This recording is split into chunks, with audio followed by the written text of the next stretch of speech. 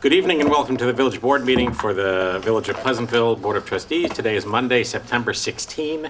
If you're watching live on Monday, September 16, you're welcome to call in if you have comments or questions. Our call-in number is 769-1677.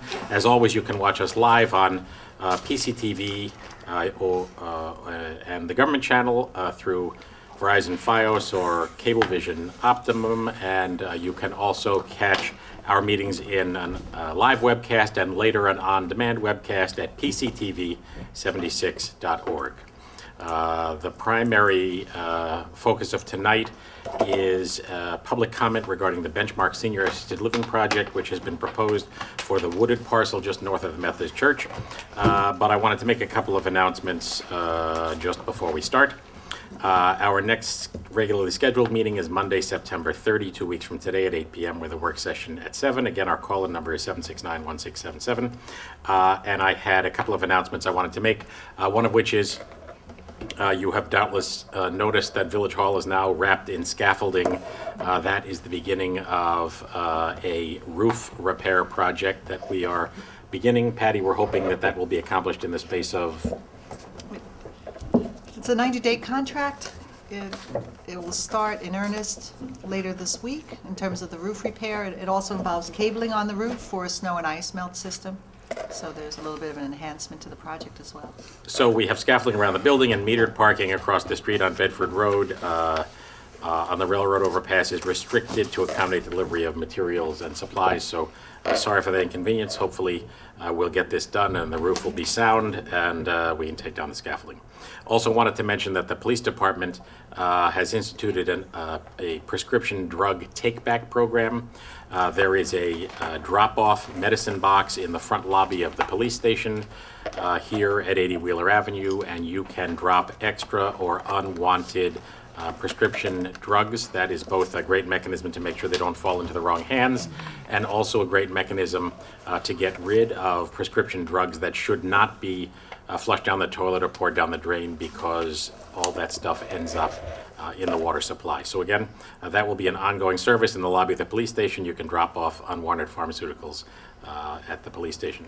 And then lastly, can't remind people often enough, the state has instituted a new program that will require homeowners to re-register for the STAR tax abatement program. The state is supposed to send mailings to everybody coming up in the next several weeks, and it will include a code and a login to allow you to log in. Everybody has to accomplish that, I believe, by the end of 2013. If you don't re-register, you will lose the STAR discount on your school taxes, so that's an important thing to keep in mind. Keep an eye out for that. With that said, the primary focus of tonight are public comments regarding the Benchmark Senior Assisted Living Project. That has been presented to us in several different presentations from Benchmark and their consultants. The proposal has morphed in various ways. All of the material that Benchmark has presented to us is available on our website at pleasantville-ny.gov, and we encourage anybody who is interested to take a look at that. The applicant also produced a video sort of fly-through rendering, which has been posted both on the patch and at pctv76.org. So any of you who are interested in taking a look at that as submitted by the applicant are welcome to do so.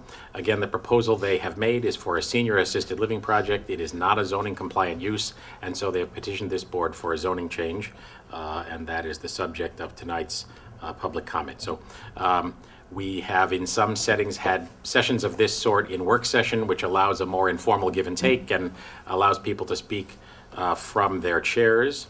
But based on the specific requests of a reasonable number of the neighborhood residents who preferred to have this in a regular televised session, that's going to require a little bit of formality. So we require that everybody who wants to speak come up to the podium, identify themselves and their address so that they can be televised and captured at the mic. If you speak from your chair, nobody can hear you at home.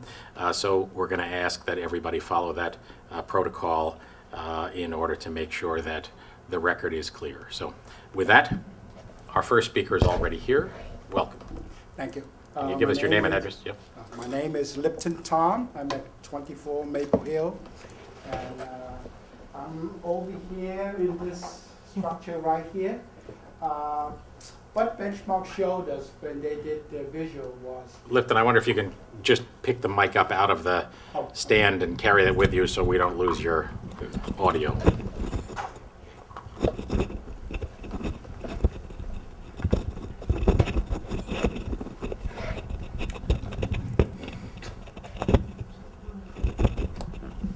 Sorry for that. okay, now, okay. What Benchmark did when they did their presentation was they drove from Maple Hill, up Bedford, around to the building, and up this way, and like so, Okay, so just to be clear, you're referring to the to the video. to the video that the applicant presented that you can catch on the Yes. web. And And- also, just to be clear, for the benefit of those at home, you made this model? Yes, I Okay. made this model. What I did was I took their video and I stripped off stills so I can go and show you what their presentation really entails. So I can do that, it'll only take like half a minute. So the problem I thought with that presentation was that the structure, because of the size of it, you really couldn't just look at it from this small perspective. You really have to look at it in a bigger picture. You can see from this model that people on the top of Maple Hill and beyond on Summit have a nice view of the structure. As the people coming in from Bedford, when they make this curve, they have a nice view of the structure. And similarly, when they come down from Mount Kisco, they will also see this structure here pretty clearly. Now, my thought is that anyone who can see the church or the Foxwood condominium, which is located here, will be able to see this. So that's the reason why I spread out the view like this. Now, your model does not show the retaining wall and Yes, the yes. elevation of Bedford Road below it? This particular model does not, but I have another model which I will show you later on, Okay. which does have a wall and does have Trees there. trees around it. So you really can't look at the project and say, this is what it's going to look like, because you can't put all the elements in there. The walls are not here, the trees are not here, and even though I have the elevation shown on these little stilts here, it really doesn't look right. Just as the pictures that Benchmark produced look sort of funny, especially the view when they came up the driveway of the church, and this looked like it was like a half a mile away, and this was really elongated. But that's the property of trying to render it on a computer. But if you look at the model, you can visually see what something will look like. So that's the reason why I built the model, because you get a better look at what it would really look like in the finished product. Okay. I think I'm ready to go into the rendering now. So Want to you're come going to around? show a rendering that you created, Yes. and what data did you use to create it? How did you come up with the data? The data is from Google Earth. So it's, Google Earth is accurate. This is accurate.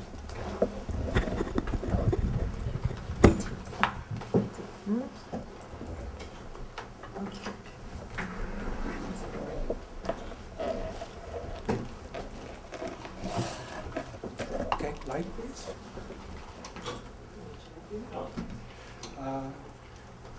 Just for your information, all this information that I'm going to show you is on a CD that's going to be available to the board. Oh, cannot? Better? Okay.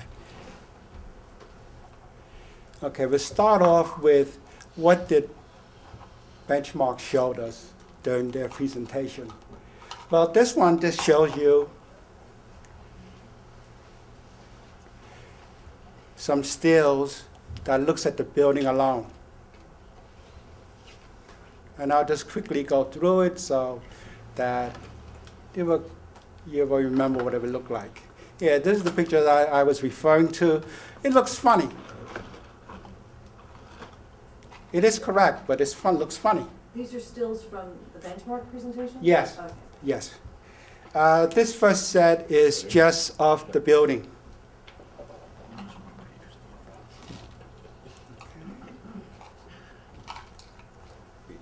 Here we go. We're going around the building. There's that Fiat. Okay, now at the back. Notice that big wall back here. That is the result of the excavation of the property. Okay, now we go further back, and now we're at the back end completely. Okay, now we're going to come back around.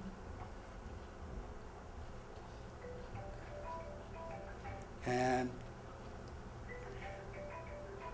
that concludes that segment of the demo.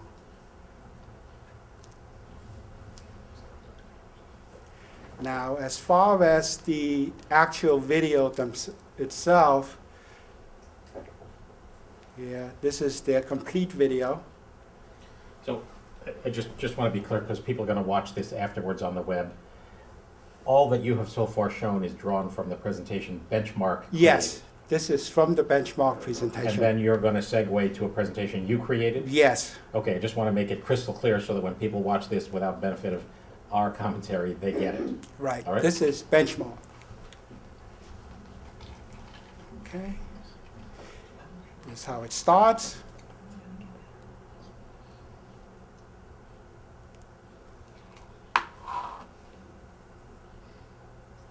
Okay, anyone who has driven on Bedford, it doesn't really look like that. Now we're going up the house on Bedford and the northern house on the property. There's only a driveway there, actually. Okay, we're going further up, and there's no road here at all. It's just imagining what it would look like from the property. There's a lot of trees, and you really can't see the benchmark facility at all. Okay, and now here's a view of the existing property on Maple Hill, and here is the benchmark property. And further up,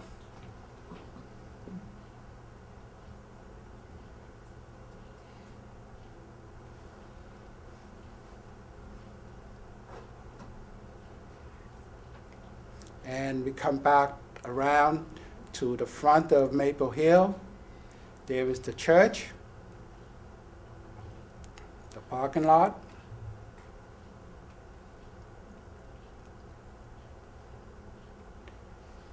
see, there's the church, and benchmark is way, way back there. So you compare this view with what the model would show you if you were to look at it. It looks different. It doesn't look like this. But it's correct. The view is correct.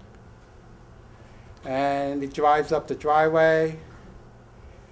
And here's the picture that people commented on, that it looks really strange. But again, you know, rendering-wise, it is correct. Okay? So that's benchmark. Now, I'm going to go into material that I have prepared.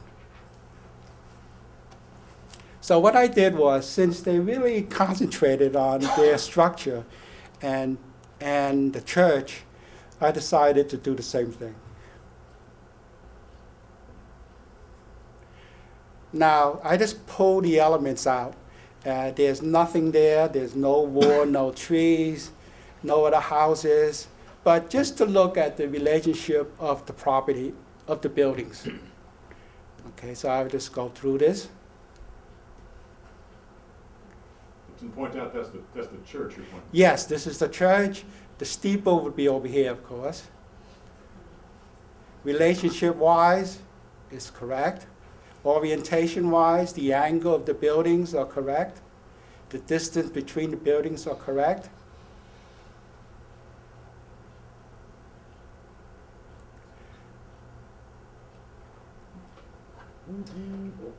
why do those buildings look distorted relative to what we know to be the case? I mean, that, for example, the church looks much taller than it really is. The church is at 35 feet, which is the height of the church. The church is 4 feet short of the top, the roof of the Benchmark facility. I will go into the dimensions of the structures later. Yeah, this is without the steeple. I have pictures with the steeple. So this is just to give you an orientation of what the building together looks like from different angles. It's true, it's not eye level, here's a sky level view, but you know, it's a view. It's information that you can use. Okay. Now here it's more of a ground level picture. This is similar to the picture that's in the Benchmark video, right? So it doesn't look stretched out like the video. Right, here's one that does look stretched out. Okay, now this pretty much follows the video. It drives up to the building. There's the front, the side. Okay, now we're going toward the back. Now we're going toward the, this is the facing the hill. Okay. And now we're coming around just like in their video, but without the trees and the fences. And this is what it would look like if there was nothing else there. Which is incorrect, of course, because those elements are there. But just for the time being, this is what I have. Okay, now, here is a composite of a view, and this is yesterday. All right, here's the church, here's the church. Where would the facility be? It'd be right there. Right? It's going to be on the same elevation as the church, which happens to be 420. Now here's a winter view. So I started this project some time ago, and here you can see a little bit clearer as to how it would fit in.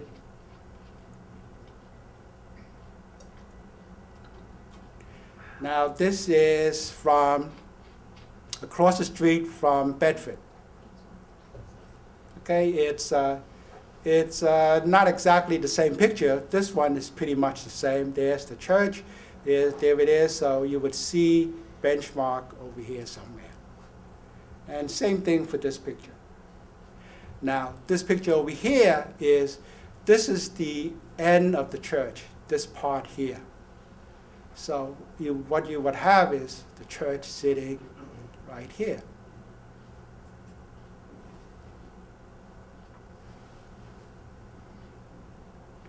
Now this is from Campus Drive. This is the tennis court. There's the end of the church. The end of the church. So you're going to see Benchmark approximately here. This is the driveway, the parking area for the tennis court. Benchmark will be approximately here. This is looking at it toward the church. You can't see it because this was from yesterday. The tree is covering the church, but Benchmark will be here.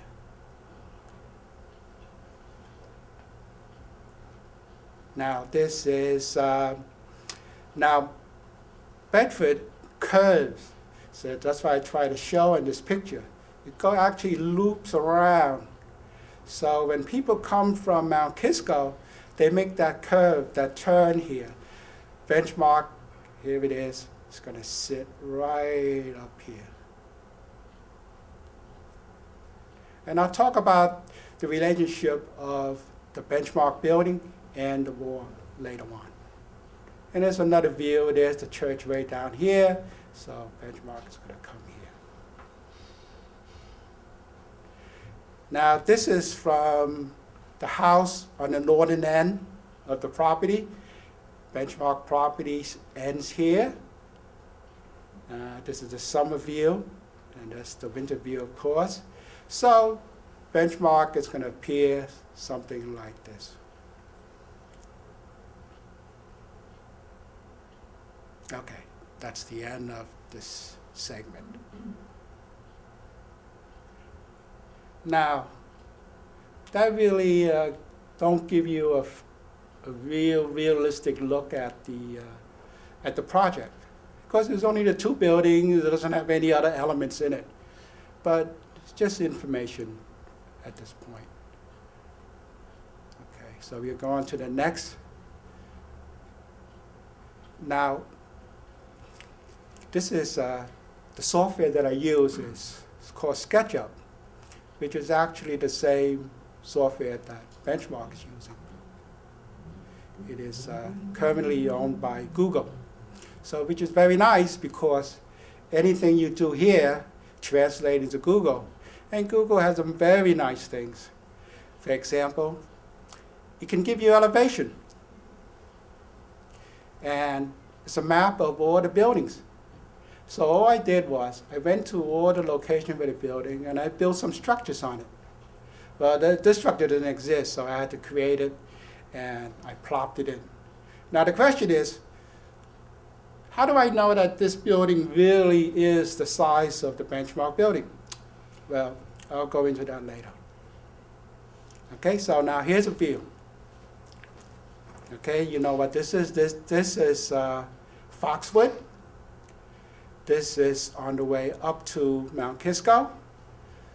These are the houses on the end. I'm missing a house here. This is the corner of Manville and Bedford. And this is, of course, is Maple Hill. Okay? I'm not showing the houses on Summit at this point, but there they are, you can see them. So what I did was, like, I can go to these houses here and take their footprint and elevate it into little blocks like this, which is what these are. So they are sitting in where they really belong. Okay, now I'm just going to go through orientation. I'm moving around. There's the tennis court.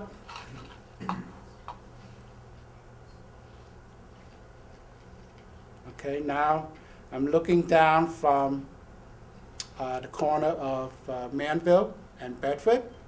All right, so if I'm driving through, I see the church. If I see the church, I got to see Benchmark. That's my rule of thumb, really. Okay, I'm going to go up on top of Summit. Okay, now on the other side. This is the direction to Mount Kisco. So this is driving from Mount Kisco into Pleasantville. So the road, you can't see it here, but it actually sort of loops around. There's a bulge here. So you make this turn, it's going to pop right out. Even though Foxwood looks pretty large in this picture here, it's actually smaller. Don't forget, I don't really have the roof line here, so it's really smaller than this. But Benchmark, basically, it's going to look like that. The roof may be, maybe some fancy ornamentation up here, but basically this is it.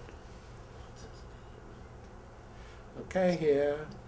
Now, this is from the folks at Foxwood.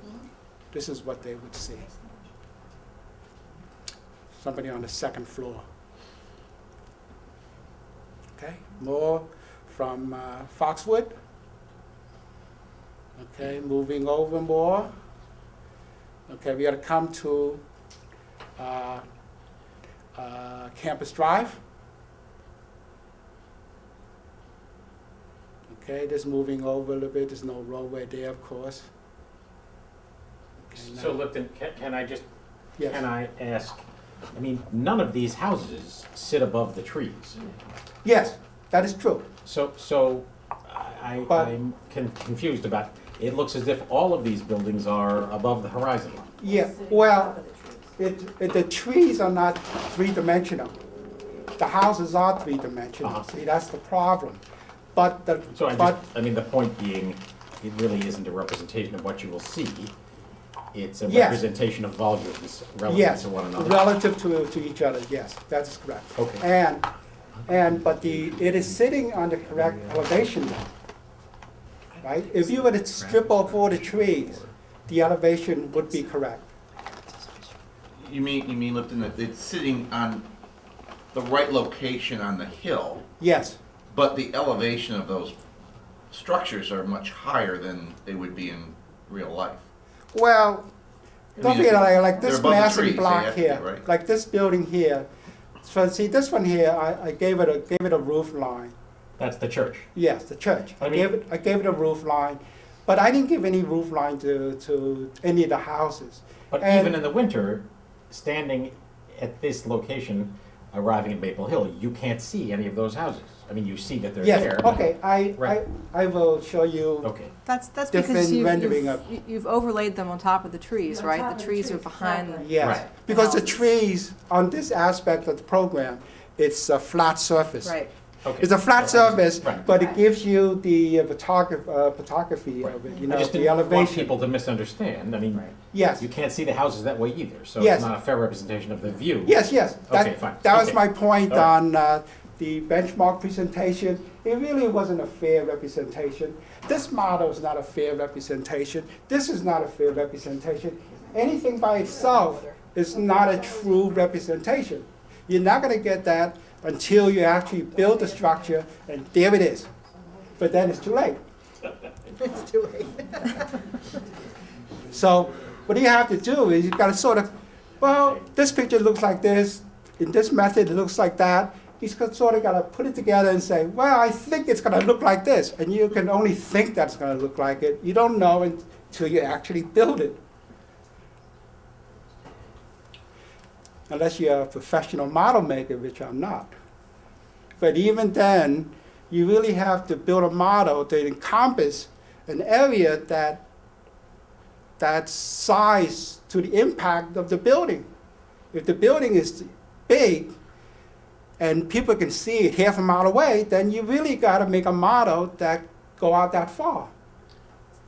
So I wasn't able to do that. I don't have the ability to do that. Benchmark doesn't have the money to do that either. But I have other methods, ways of showing how that may look. Okay, so let me just finish this. I don't know what happened. Dead. Oh. Okay, now I'm at the what Benchmark actually showed. These are the houses. They show the view from this side of the house. I'm looking at it from the other side. Okay, it's not a true representation, of course, because you don't see the ditch that it sits in, the plateau that they said it was. And you don't see the fence. Okay, but gives you an idea, a relative idea of what it will look like. Okay, now we're coming to the northern side. Here, now I'm further up on the hill. This is even beyond Summit. So Summit, if they didn't have the trees to contend with, they would see it. And I drove up there, and I can see Foxwood. If I can see Foxwood, I can see Benchmark. If I can see the church, I will see Benchmark. All right, this is pretty high up. I don't see too much, but that's what it is. Right here, here's a picture that you could actually see the lay of the land. Okay, here we go. Okay, so I'll just get out of this now. You can look at this at your leisure.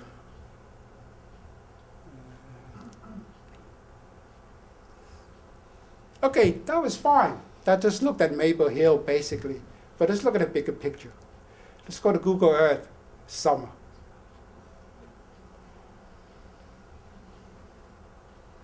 Here we go. This is actually the same thing, except this is in Google Earth. Yeah, I put the fourth house in now. Now, the houses are all exactly the same as in the other structure, but you see it in Google Earth. If you go to Google Earth right now, you will see this, but you wouldn't see these buildings, of course.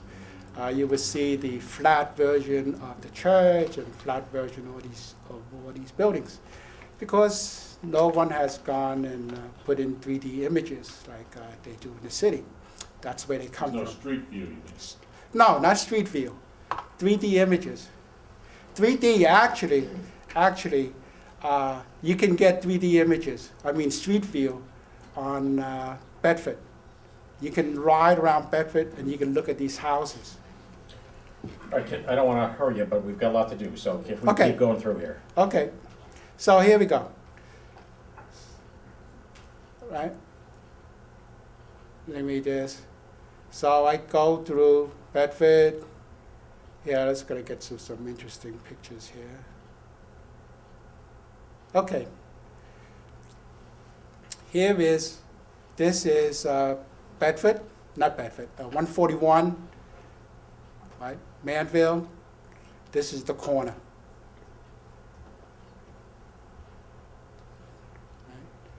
This is a closer view of it. So they come across, make the turn from Manville. There it is.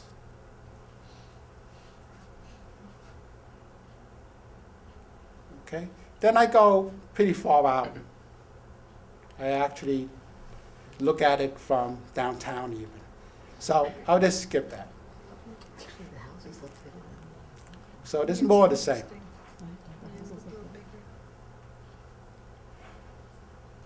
Now, the pictures we were looking at was with trees. The summer view, which is actually the current Google map view of the area. But if you go back to 2004, we had a winter view. It's April. Okay, here it is. What's interesting here is you can look at the kind of trees that's around the property now. Okay. Pine trees are located here behind the church because the people who live on Maple Hill wanted to block the church. And actually the church put up these trees, I think, because it's on the church side. And there's a little grove of pine trees up here. But that's basically it. Then there's little smaller pine trees. But everything else are deciduous, right? You can see that it's pretty bare winter. So, especially from the northern side of the property, there's nothing there. I understand they're going to put in pine trees and such, but that's the future.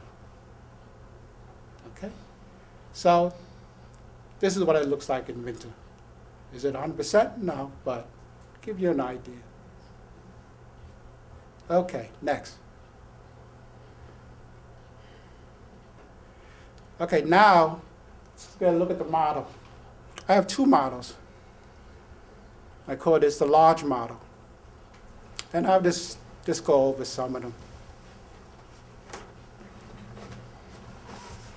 Here it is.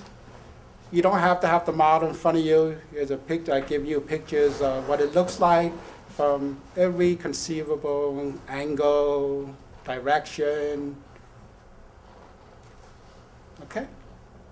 So you can look at that at your leisure. But now I have a smaller model. The bigger model, the problem is, it doesn't show the wall, it doesn't show any trees, but it can give you a lot of details because it's big. So I have a smaller model. This model, this one is kind of dark, is built on actually their plan. You can't see it. There it is. There's the end. Each of these segments here, I can actually pull out, and you can see that that's what the plan shows. And you can see on the benchmark facility that you can see the plan underneath it. Okay. So let me just quickly go through some of them. Okay, different views. Now the trees hides it pretty well, but these are pretty big trees in this model. They're probably bigger than what you would expect to see. Okay, different views.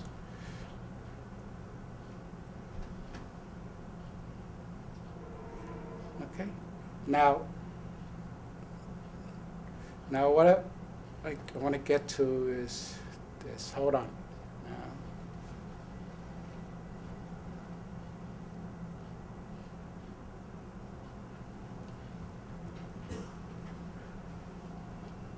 I should just do it this way. Here we go. Here I pulled out the benchmark facility. Each one of these little lines, this is like 2 sheets here, is really 5 feet each. So this is the area that they would have to dig out. So this is at 420 where the church is. So they got to bring this down, all this property down to 420. Approximately over here, we're talking about 30 feet. They're going to build 2 walls, 15 feet each approximately. At the end here, which I think they're probably going to put a dumpster because it would fit nicely in there. It's about 50 feet almost, I would think. Okay, so however, the property in the front is less than 420, so they're going to take some of that dirt, and that's the 4,000 yards that they're going to fill the front. So I think the net result was, what was it? I forget. Anyway, it doesn't matter. It's a lot of material to remove. So you can see right now, this is full of trees, so it's look completely different once they do the landscaping. I mean, the digging. And this is, of course, Campus Drive. Now, this is the property alone, nothing else around it. All right, just some views of it. Okay, so that's that. More the same. Next. Now, okay, what's the big deal about putting the facility in our neighborhood? Well, it's pretty residential. So, but what about the other facility? Where are they located? Well, based on my judgment, right, you can say I say that there are 46 locations right now. 30 of them, I would say, is in commercial areas. So I'll just show you a few of them.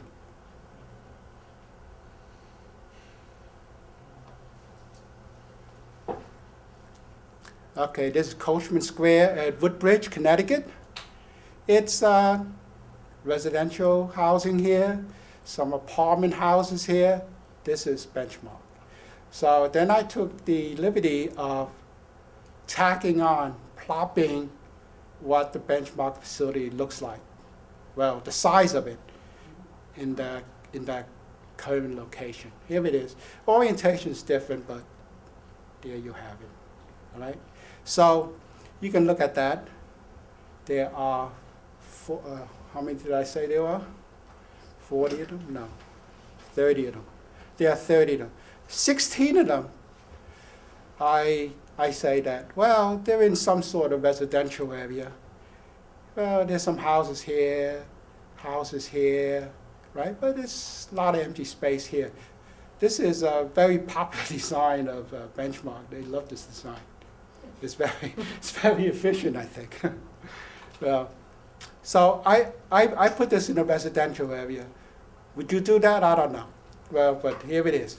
You can look at it. Here's another one. There's some houses here. There are some locations that are close to us. Here it is. This is Mystic, Connecticut.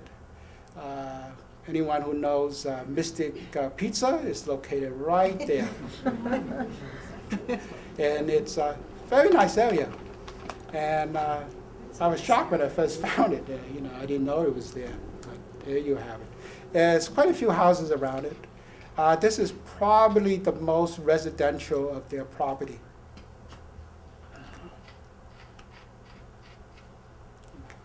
Okay, here is a close-up view of it. Here it is with it plopped in there. Okay, so you can look at that. Okay. Now, the question is, how big is the structure? It's a word that they don't really like to use. I think they refer to it as substantial, but they never really say that it's big or anything like that. But so let's talk about it in terms of what is the size of the building. This is the church's calculation. This is from Google. Google is very nice. You see, you can actually measure the distance right from Google. So the church is approximately, what is it? I can't read. 160 feet by 75. Okay. Now, the benchmark building is I calculate to be 280 by 160. I don't know what it is exactly because benchmark never really specified in any of the drawings exactly what the size of it is. Okay. Why do you say that? I mean, they provided us scaled drawings. A scale drawing, but Accurate they scale don't. site. They don't specifically say You that. mean call it out as opposed Yes, to yes. ask you to scale it yourself. Right, not even scale yourself. Whereas in one of the the first plan actually, they actually gave us measurement for the church.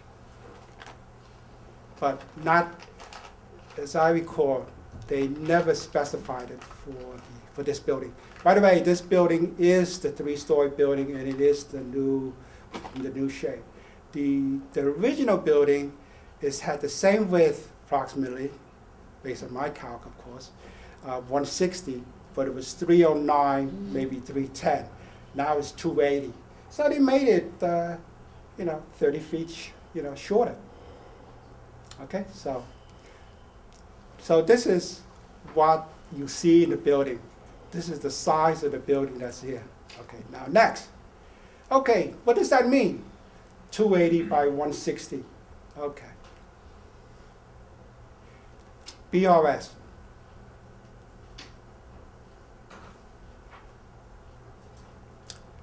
.280 would stretch from here to there. 160. There you go. All right. This don't give you an accurate view of what it really looks like on top of BRS, but I gave you the measurements. Next, Clinton Senior Center. 280, way out here. 160. There it is. The biggest structure around here, I think, well, the new MLA is bigger, but, well, this is actually the total biggest single structure, I guess. Northern Westchester Hospital. There it is. Okay, the 160. And here it is. Now, this is something I didn't notice before. This building here is not the current building. It is actually the original building. Made a mistake. So it's actually 30 feet less. So it really cuts here. All right, but it's something just to look at. That's all right. Not gonna bet any money on it. This is the parking lot, train station. 280, 160. There you go. MLA fits nicely in there. Old Village, Firehouse. This is the house beyond it, the 180, 160. There. Parkway Field.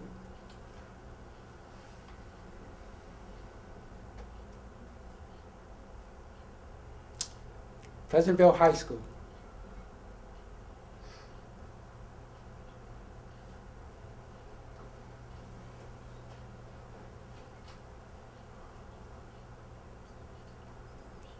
The ball field at high school and middle school.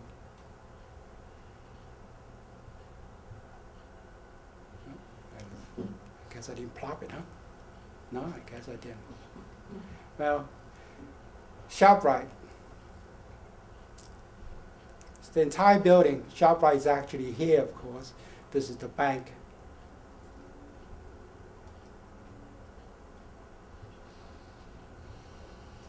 Okay. This is Toll Brother.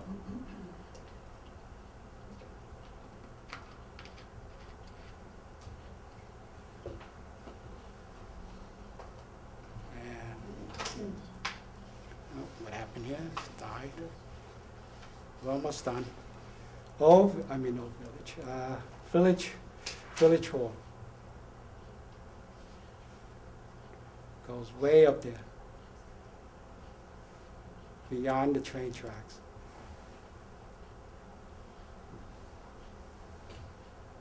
And there.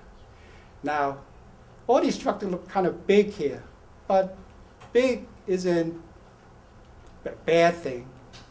But it has to fit in an area that can accommodate a building of this size. Well, here is a suggestion.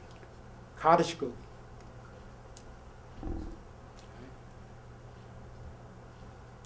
This is the end of everything, so thank you.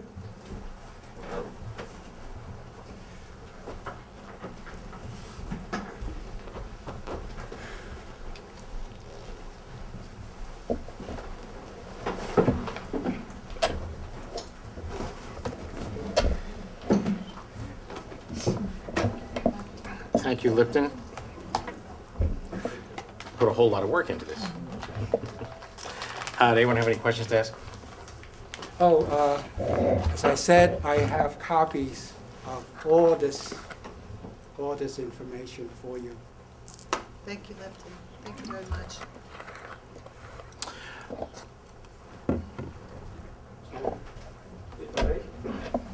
I also have a presentation. Unfortunately, I haven't spent as much time. You need to be at the mic there and identify yourself first. Certainly. My name is Yuri Paraschuk. I live at 45 Maple Hill. I've been there for, perhaps over 28 years or so. So I've seen how this village has developed.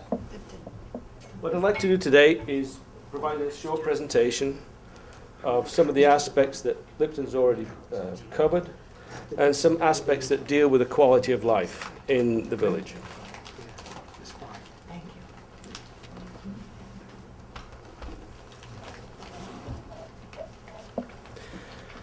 So we're a group called the United Homeland. Oh, Hold on, we'll slide out of the way.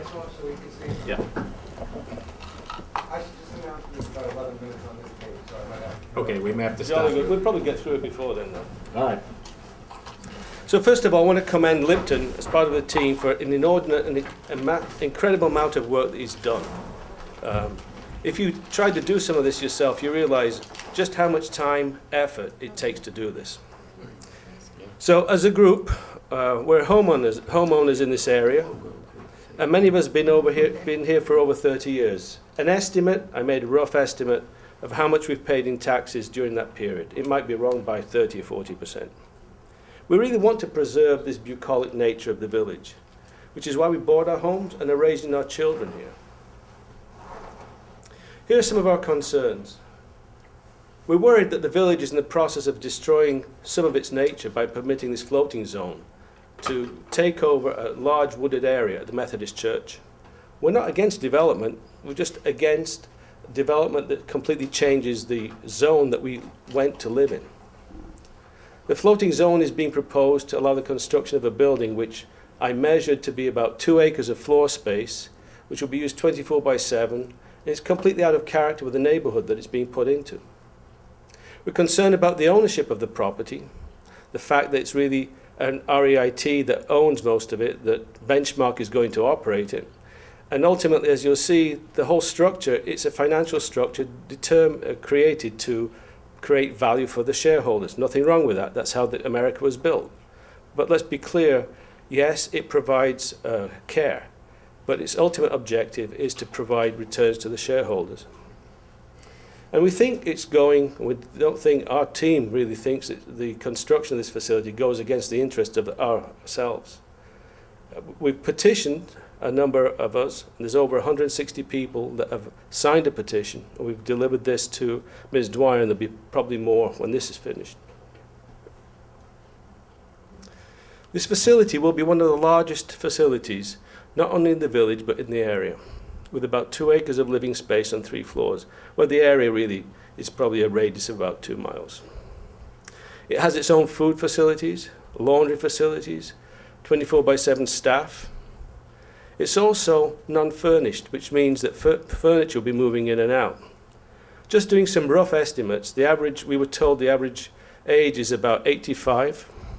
And if you look at the actuarial tables, you'll see the average life expectancy is about 6 years. So as in a steady state, there'll be about 20 people moving in and out a year.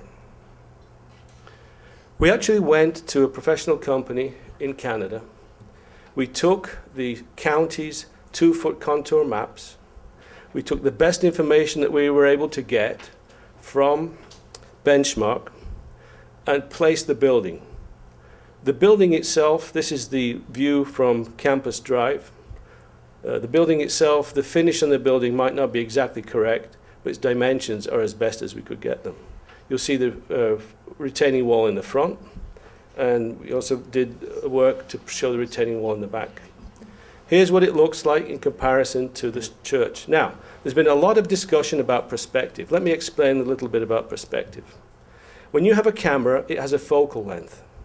The focal length determines how close things appear and recede.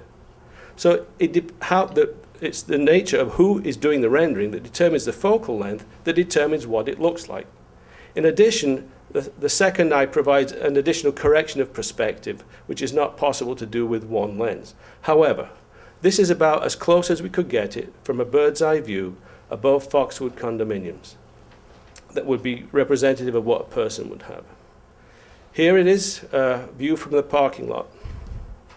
It is an imposing building to say the least. It's large, and I believe, and we believe, it has no place in our region, in our area. Here is the building side by side, the proposed facility, and the existing church. Lipton took some measurements. He showed you some of these facilities that Benchmark owns. Some of them are indeed in built-up areas, but many are not. Let me explain this. I'm using this to show the comparison of the size of the total floor area. Remember, ours is 2, and there's about 86 units, I heard. Not sure what the actual unit size will be. Here's another one at Avon, Connecticut. In this particular case, what you see, this is rather a large facility, which is quite distant from any other residential area. Here's one in Brookfield, Connecticut. Same notion. It's built quite a ways away from anything but a commercial area. Excuse me, going the wrong way. Here's Atria in Briarcliff. Atria is about 1.7 acres of floor space in about 6/10 of an acre around. Look around there. What do you see? You see the road, you see the swimming pool, you see downtown over here. There are no residential buildings around that. Question of ownership. Who is actually going to own the proposed property? Look at this article in 2011, and there's subsequent ones. I looked at the 10K that Healthcare REIT has issued, and I'll show you some quotes from it. But it looks like Healthcare REIT will create a benchmark, partnership with Benchmark. It means that REIT, the Real Estate Investment Trust investment, will result in a 95% ownership, leaving Benchmark with a 5% interest. So how does this work? Well, what happens is Benchmark manages the facility for Healthcare REIT, and REIT acquires other buildings and creates an investment trust. What's the benefit of it? There's specialized dividends that come off at REIT. Here's some questions about risk from the 2012 10K from the SEC. Our operators' revenue are primarily driven by occupancy, private pay rates, and Medicare and Medicaid reimbursement, if applicable. Expenses for these facilities are primarily driven by the cost of blah, blah, blah. You read this. Revenue from government reimbursement have and may continue to come under pressure due to reimbursement cuts and state budget shortfalls. Now, of course, if they don't deal with the government at all, they won't be having these state budget shortfalls. The operators of our properties compete on a local and regional basis with operators of properties and other healthcare providers that provide comparable services. We cannot be certain that the operators of our facilities will be able to achieve and maintain occupancy at rate levels that will enable them to meet all of their obligations to us. Our operators are expected to encounter increased competition in the future, yes, that could limit their ability to attract residents. As I understand it, Atria is not full. In fact, there's more and more of these being proposed. There's one being proposed in Armonk.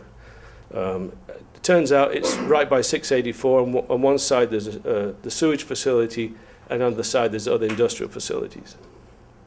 In recent years, skilled nursing and senior housing operators have experienced substantial increases in both the number and size of patient care liability claims.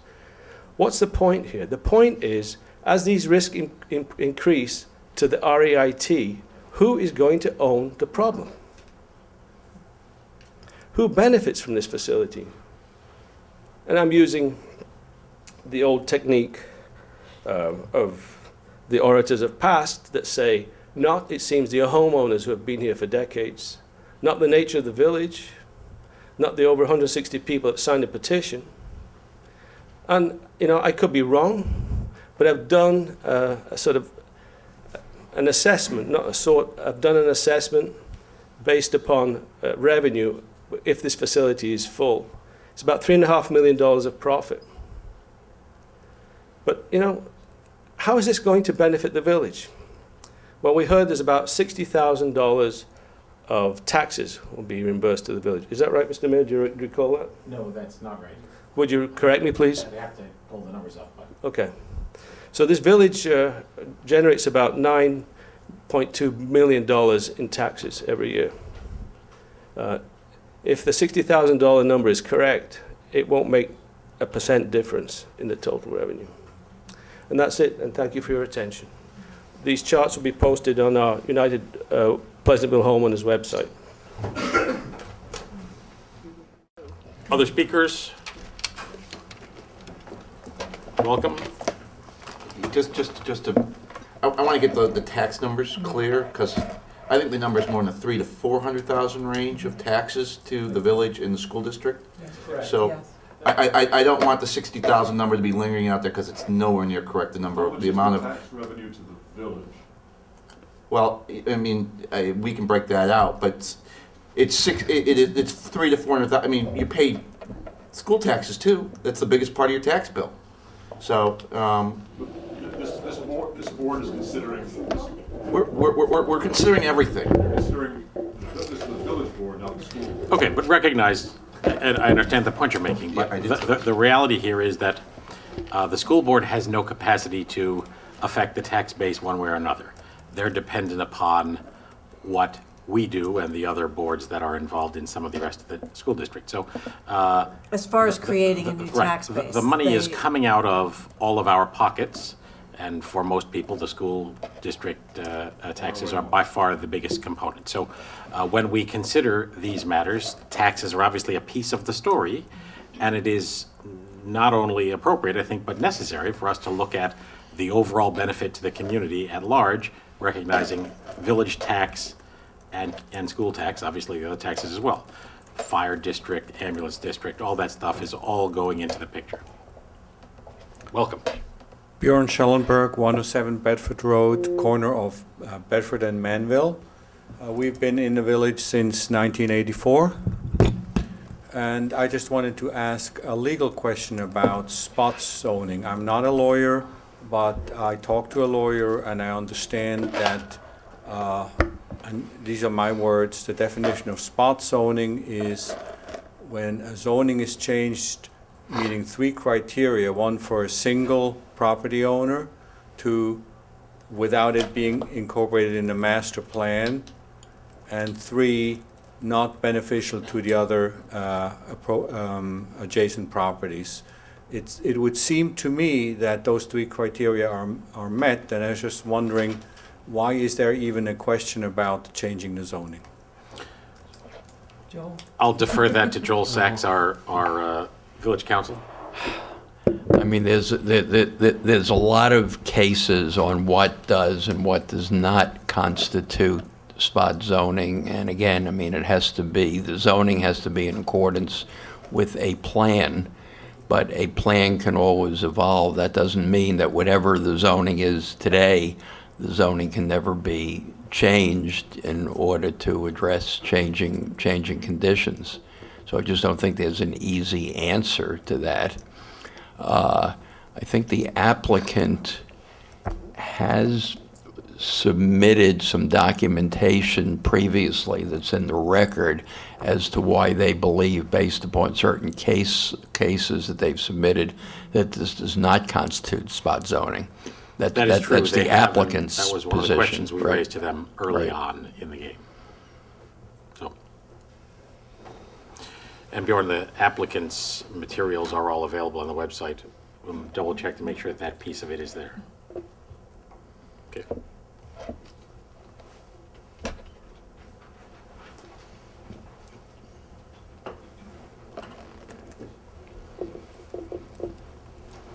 My name is Eileen West. I live on Foxwood Drive in Foxwood. And I'd just like to address the text amendment that Benchmark would like to change. Because right now, we have zoning. We have RPO zoning that governs assisted living facilities, and the elder care district that Benchmark wants to put into place, whether it's a floating zone or not, takes away a lot of the protections that the RPO district gives. Benchmark has said that the RPO zoning is out of date or needs to be changed. And if all they wanted to do was change certain parts of it, I think there would be a lot less objection. But what I'd like to do is, there are several very important distinctions between the two zoning proposals, between the RPO zoning and the elder care district. Those I'd like to go over. And also, I would like to ask, Foxwood Condominiums did send a letter to the board back in March, and I don't know if it is part of the public record, but if it could be part of the public record, because we went into great detail about a lot of the different things, and I'm not going to read a 7 or 8 page letter, but we would appreciate it if it could be. It is part of the public record. Is it? Because I didn't see it on the Yeah, website. it's in the record, but not everything in the record makes the Right. website. Yeah. I mean, we're not in a position to post everything that's No, received I on our understand, website, as but long certainly, as it right. is part, as Absolutely, it's right. part of Everything the- given to us becomes part of the public record. Well, okay, thank you. All right, so first of all, every residential district in this village currently, including RPO, including the district that Foxwood is in, which is the planned unit development, including the zone where the church is, which is RRR, every residential district limits the height of the buildings to 2.5 stories or 30 feet. So Benchmark, and only Benchmark, wants to have 9 feet higher, 39 feet. They want to have a half a story higher. And there isn't any real reason to say that benchmarks should be treated specially in order to get this change. Secondly, the RPO district has requirements under certain schedules for assisted living facilities for the maximum building coverage, which is 20% of the lot. That's Schedule 3 of the zoning code. Benchmark's proposal instead goes to Schedule 2, which allows 25% coverage on the parcel. So they're allowed to build a bigger building in relation to the lot than any other assisted living facility ever could. And to go to Mr. Tom's comment about the size of the building, it was originally 160 by 310. That was in the environmental assessment package. If it was reduced by 30 feet, I don't know, but that's where the figures did come from. And I didn't do the math for 280 by 160, but if you do 310 by 160, you get like 29% of the parcel, which is even bigger than the schedule allows on the 25%. There's also protections in the RPO zoning for configuration of the buildings, how close a window can be to a wall, the minimum distance between buildings, and again, Benchmark's proposal with the elder care district doesn't have it. And the most important, I think, even if you disregard the height and the density and everything else, is that assisted living residences in the RPO zone are classified as uses subject to a special permit. And that means they have to comply with specified conditions. And that protection is not in the elder care district. And some of the safeguards which are in the zoning code, which they don't have to comply with, is, and this is not an exact quote, but it is a paraphrase, and I can give you the section if you like, that the location, size, and character of the proposed use will be in harmony with the area's appropriate development, will not be incongruous with the district, that the use and value of adjacent land will not be impaired by the location and the height of the buildings, or the walls and fences, and the nature and extent of the screening, and that the location and size, the nature and intensity of the operations, the site layout, and its relation to access to streets is not hazardous or inconvenient for pedestrian or vehicular traffic. So you've got a whole host of protections that the elder care district completely eliminates. And I think that's the biggest concern. If you want to build an assisted living facility, build it in accordance with the zoning code that we have, or say, this particular section, maybe we'd like to modify, but don't just ignore it and throw it out. Thank you. Thank you.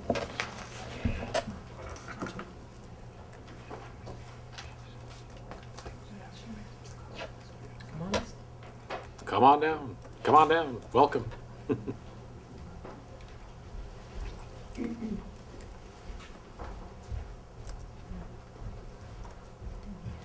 Yuri Paraschuk, 45 Maple Hill. Mr. Mayor, I just want to understand this whole tax issue, okay?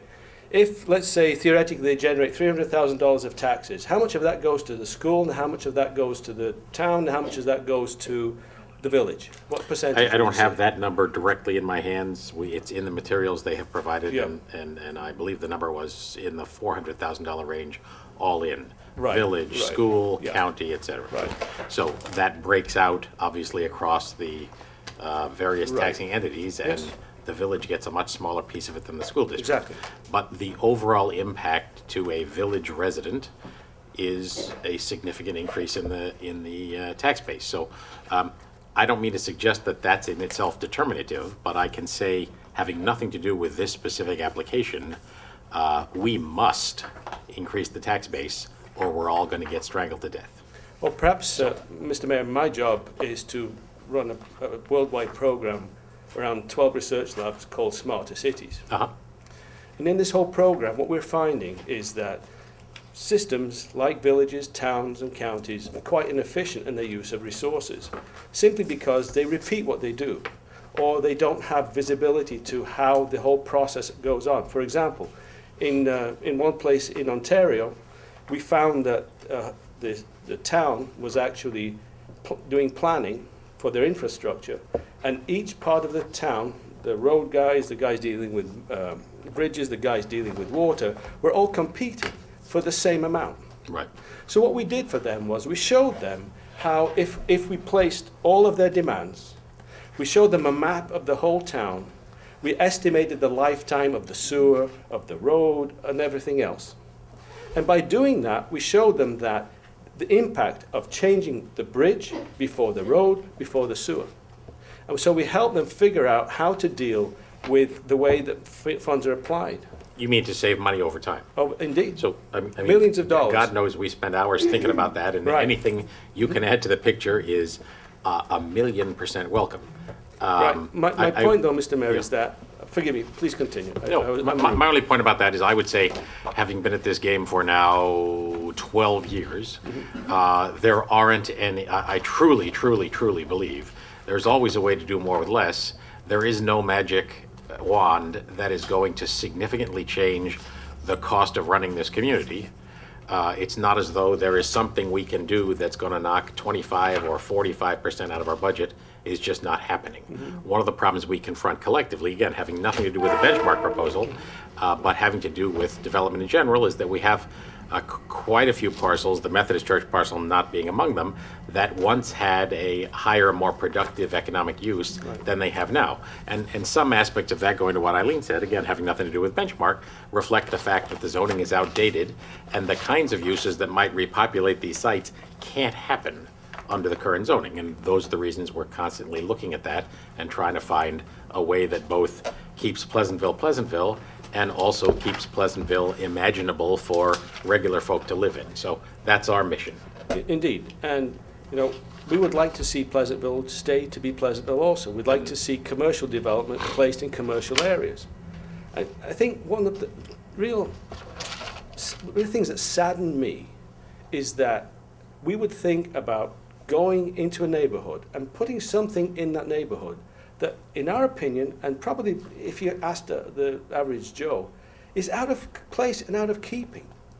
Now, I understand somebody wants to make money. We all do. But I think there's laws, there's zoning, there's a plan. And I'm sure if we place this building in different parts of the village where perhaps different people live, they'd have the similar response. But I kind of feel like because we're on the outskirts of the village, we're not in the center of it. We sort of, there's this attempt to just force this thing in. And I understand there's a legal process. I got to push back about that. Please do. If I don't view this, I don't view anything as part of the outskirts of the village. And I don't think by any estimation this site would be in the outskirts of the village. It's on a core street. That's great that you that's said that, yeah. a key piece of our transportation world. So, and it's our mission and our mandate and our sworn obligation to treat everybody the same, whether your house is halfway across the border or whether you're smack dab in the middle. So that piece of it doesn't move me much as an argument, and that has, I think, nothing to do with the discussion. It's obviously a big change in this neighborhood, and that's why we're all here and likely will be for some nights to come, grappling with the pros and cons and trying to assess whether we can agree to this, and if so, what changes might be required to make it happen. Also, excuse me, Please, isn't there a recreation fee also, Patty, that we collect? Do we collect that for benchmark? I don't know that would qualify. Well, I'm asking. The planning commission would consider a fee in lieu of recreation if there were no on-site recreation opportunities to support that population, but this type of development typically has a considerable amount of on-site recreation opportunities. So, I mean, it's a test before the planning commission. May I ask, what does the master plan say? The master plan obviously does not anticipate this, and we would need to revisit that if we believe that this makes sense. One of the realities we confront about our master plan is that there are lots of things that it doesn't anticipate, in part because the world continues to change. Again, having nothing to do with this specific application, I have certainly had a bunch of people say to me that the idea of senior assisted living in our community is very attractive to them. Indeed, it feels to some people like a hole that needs to get plugged. Oh, sorry. Well, that's a first. When I say that You is have a a service, stentorian voice, a Mr. service that Yes. people wish were offered in our community that isn't. And I think maybe lots of us would feel that way. But the big question is there a place to put it? In the world of Westchester development sites, especially central Westchester development sites, it's pretty darn hard to find a place for big stuff. You will recall, lots of people will, that there was a discussion now 15 or so years ago about a Stop and Shop on the site now being redeveloped by Henkel at MLA. And I was among those who thought that wasn't the right thing to do, and I think that I still feel that way. But the reality we confront is that there are lots of societal uses that need to be incorporated into our zoning code that aren't. There are lots of aspects of our zoning code that have been protective to the extent that nothing has happened, but also harmful to the extent that nothing has happened. So again, has nothing to do with this site, but we have areas that something needs to happen with. So this site has been the subject of lots of proposals over a long period of time, including, as you recall, a condominium project. The church has thought of selling the entire parcel. The village had a dance about possibly buying the church and selling the northern parcel for zoning compliant lots, and we were fought tooth and nail about it. So, and I understand all that, and that has nothing to do with what proposal is presented here, but sure, Mr. Mayor, those who don't learn from history are doomed to repeat it, as Santayana once said. okay. And in addition, your point about societal issues doesn't quite correspond. So what do you mean by don't learn from history? What piece of history are you pointing out that we should learn from? I think that what we should learn is that making abrupt change because change is in the air doesn't always pay out well for those who are being subjected to it. So if I may, one last thing, you mentioned societal change, societal issues in putting people in homes. One of the things that's going on in this country is indeed people are getting older and people need to find a place to live. At the same time, there's a whole structure being built around that to take advantage in a financial way that has nothing to do with taking care of people. This whole idea of real estate investment trust is exactly that. Now, we need to understand who is going to own the problems when the problems of that investment trust become too much for them to deal with, such as the ones I quoted from the 10K. So I understand the societal issues. I understand that Atria right now isn't full. I understand that somebody wanted to put something at the cottage school. There's another one going up in Armonk. There's a zeitgeist of things going on here, and we need to be careful what's going on because this is an irreversible step that will happen if we put this facility here. Well, and as you rightly point out, one of the things that changed the discussion, at least to some extent, is the fact that the cottage school came forward with the idea of floating a request for proposals for just such a facility on a parcel somewhere near the corner of Lake Street and Broadway. They have not as yet gone forward with that. It isn't clear whether they will or they won't, but they have raised it as a possibility. And so when the floating zone was proposed as a mechanism potentially to permit the benchmark project at the Methodist Church site, then the obvious question is, okay, well, where else could that floating zone be applied? And depending on how it would end up being written, if it were to be written, the Methodist Church site would be captured by that, as would that corner by the cottage school. So, although, as I recall, in the Pleasantville Examiner, one of the board members here said that that he would not approve of that because it wasn't going to generate any tax revenues for the village. Well, I'm not sure who said that, but the intention as presented by the cottage school in its preliminary discussion was that it would be a tax-generating venture. I'll be glad to Right. bring the particular examiner. Well, I mean, I don't know who said what, but what I can state for the record, I was in the meeting. The intention that was presented by the JCCA, which owns the cottage school, is that they would potentially sell or lease on a 99-year land lease this property to a profit-making venture to build a senior assisted living project. Now, that could morph over time, and one of the circumstances we confront here is that if this project had been proposed for this site in exactly the same way that Benchmark has proposed it, but by a not-for-profit, we would be confronted with the same community impacts without the community benefit of tax revenue. So Quite the obverse, Mr. Mayor. What's happened, if you put it in the, as cottage school property, there are no residences around there. Yes, there are, right across the street. Right, yeah, but certainly, but where it's being placed was Well, completely it's out of the way, sides. absolutely. I mean, I think it's fair to say that site is better buffered Indeed. than this site.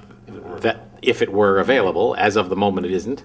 The JCCA hasn't brought it forward. There is some question about their rights to sell or encumber for a century a piece of property that they own, and that's on their side of the table to determine. But, what's important for us and all of us to consider is if the floating zone were to be proposed as a mechanism by which this project could happen, where else could it happen?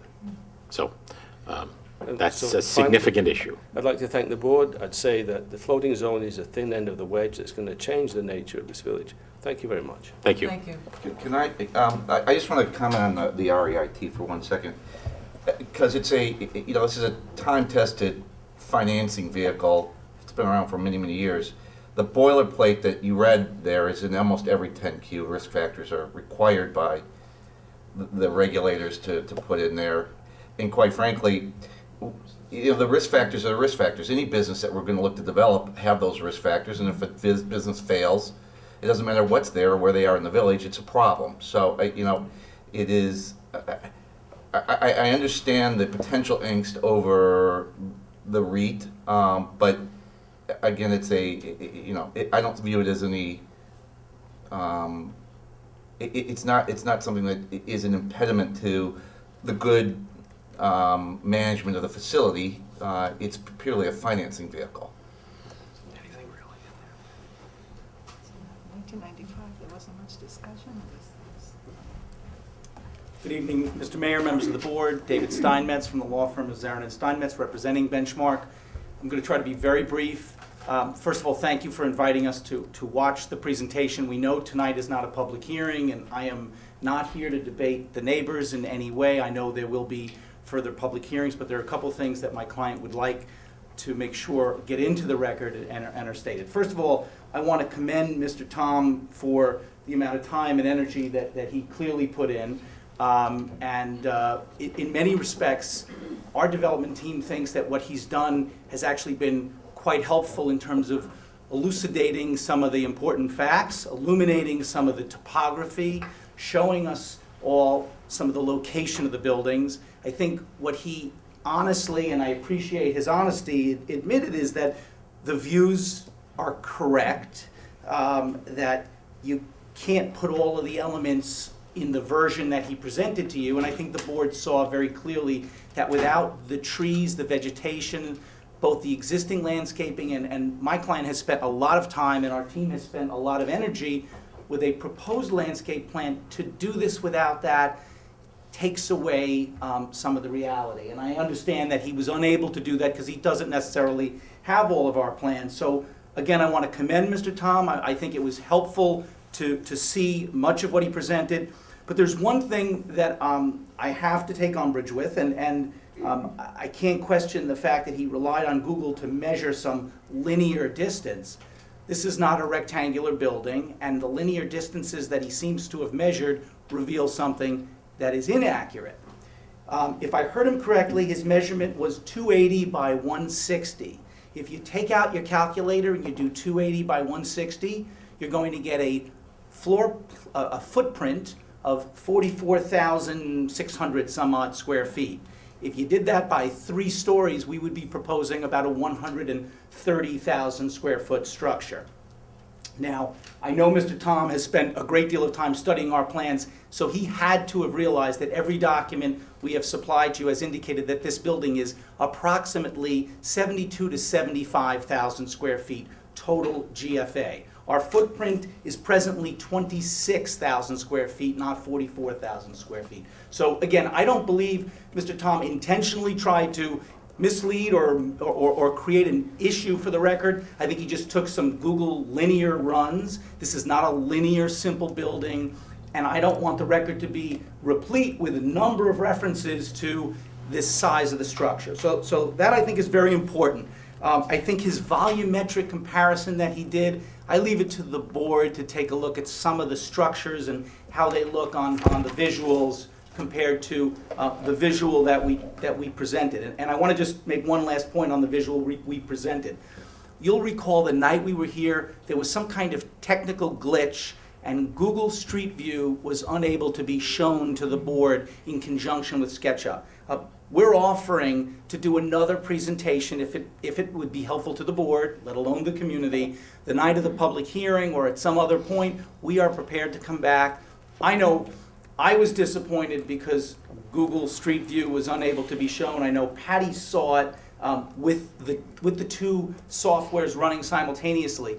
And for the folks that may have thought that some of the images that Benchmark revealed and showed to the board, and some of which Mr. Tom had tonight, were inaccurate, all I can tell you is my subjective view. When I saw the SketchUp modeling, which is much like what Mr. Tom did, the SketchUp modeling, and then run it simultaneously with Google Street View, you see Bedford Road come to life and the accuracy of what's depicted in the model versus what's depicted on Google Street View. And I hope we have a chance to show that, because I think it is helpful. But again, that's up to you, your professional staff, certainly. I can speak for myself, and I'm sure my colleagues would agree that anything that adds to the picture is useful, and we encourage you to do that, absolutely. Okay. The closer we can get to a realistic rendering of what this would look like, the better off everybody is in understanding. I want to thank the board for correcting Mr. Parachik on the $60,000. I obviously did not want to yell out from the audience. The number that we have presented, that we have gotten from the analysis that we have done based upon what we believe projected assessment would be, is between $300,000 and $400,000. And I don't have the breakdown between village, town, and school either. Although you did that. I believe it's in the record. I think it's. Yes, I think we had okay. submitted it previously. Yes. I do want to, Mr. Cunningham, Trustee Cunningham, I appreciate what you just did right at the very end here. I wanted to just say that I thought some of the allegations that were presented by Mr. Parachik were extremely unfortunate, to say the least. A real estate investment trust is clearly a legitimate, lawful, and oft-used financing vehicle. The REIT that's involved with Benchmark is involved in the land ownership, the land acquisition, and some of the financing. Benchmark operates all 46 of its facilities. Benchmark has never flipped any of its 46 facilities. Benchmark has no business plan to get out of any of its 46 facilities. Yes, it makes money. We told you on day one when we came in here, Benchmark is a capitalist organization. They're in business to provide service and make money, and there's nothing un-American or unlawful or improper about that. They're proud of their facilities. They open their doors to all 46. Go take a look. The people that are in those facilities do believe that they're being served.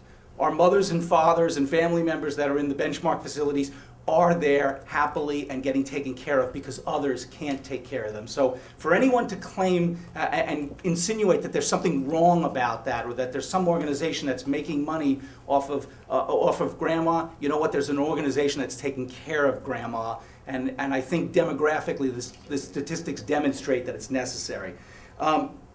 Mr. Schoenberg should be aware that there was a rather extensive spot zoning analysis that was done probably almost a year ago at this point. One of the first meetings I did in front of the Board of Trustees, you all said to me and our team, we are concerned about spot zoning as a legal issue.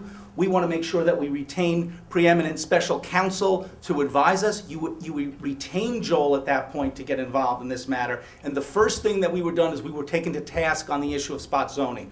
There was a memo written, we provided analysis, and one of the most important things to remember, and the anecdotes that Mr. Schoenberg may have gotten in discussing it with someone, this is proposed as a floating zone. As a result of the fact that it's a floating zone, it can be implemented in different locations in the village. It was not targeted to apply to one and only one piece of property here in the village and therefore single out the church's property, because Benchmark doesn't own this property at this moment. The church's property was not singled out. It was just the first one to come forward and say, let's see if we can make some use of this. So I think that's important. And lastly, as far as Ms. West's comments, she's right. And she knows it because she's heard me say it at other meetings. We came in, we took a look at the RPO zone. We know we could try to use the RPO zone, but there are so many, in our professional opinion, deficiencies in the RPO zone. When I compare the RPO zone to assisted living models that are being implemented throughout Westchester County and the region, it is antiquated. It is no longer capable of yielding the type of design, the type of quality of care, and the type of structure that we're seeing built in many other places throughout the area. And one last thing that I realized I almost skipped, Atria.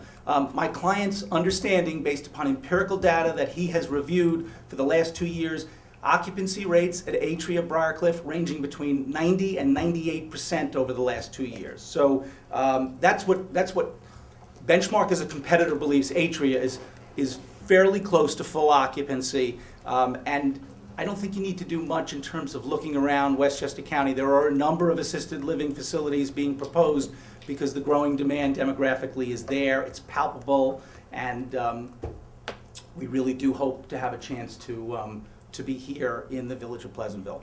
We have a number of things that we're still going to be doing. There are a number of issues that our team is answering, some of the technical questions that have been raised by BFJ. So we're going to be coming back with more data, more information. And again, if we get the opportunity to supplement our visual presentation, we look forward to doing that. So I think that's all we really wanted to cover. And again, tonight is not a public hearing, nor is it designed to be a debate, but to the extent that you open the mic for the public to speak after Mr. Tom's presentation, we felt compelled to just set a couple of things straight.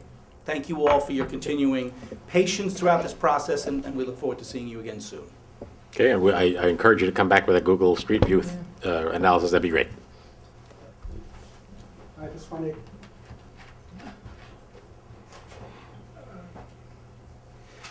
Lipton Tom, 24 Maple Hill. I just want to explain where the 280, 160 comes from.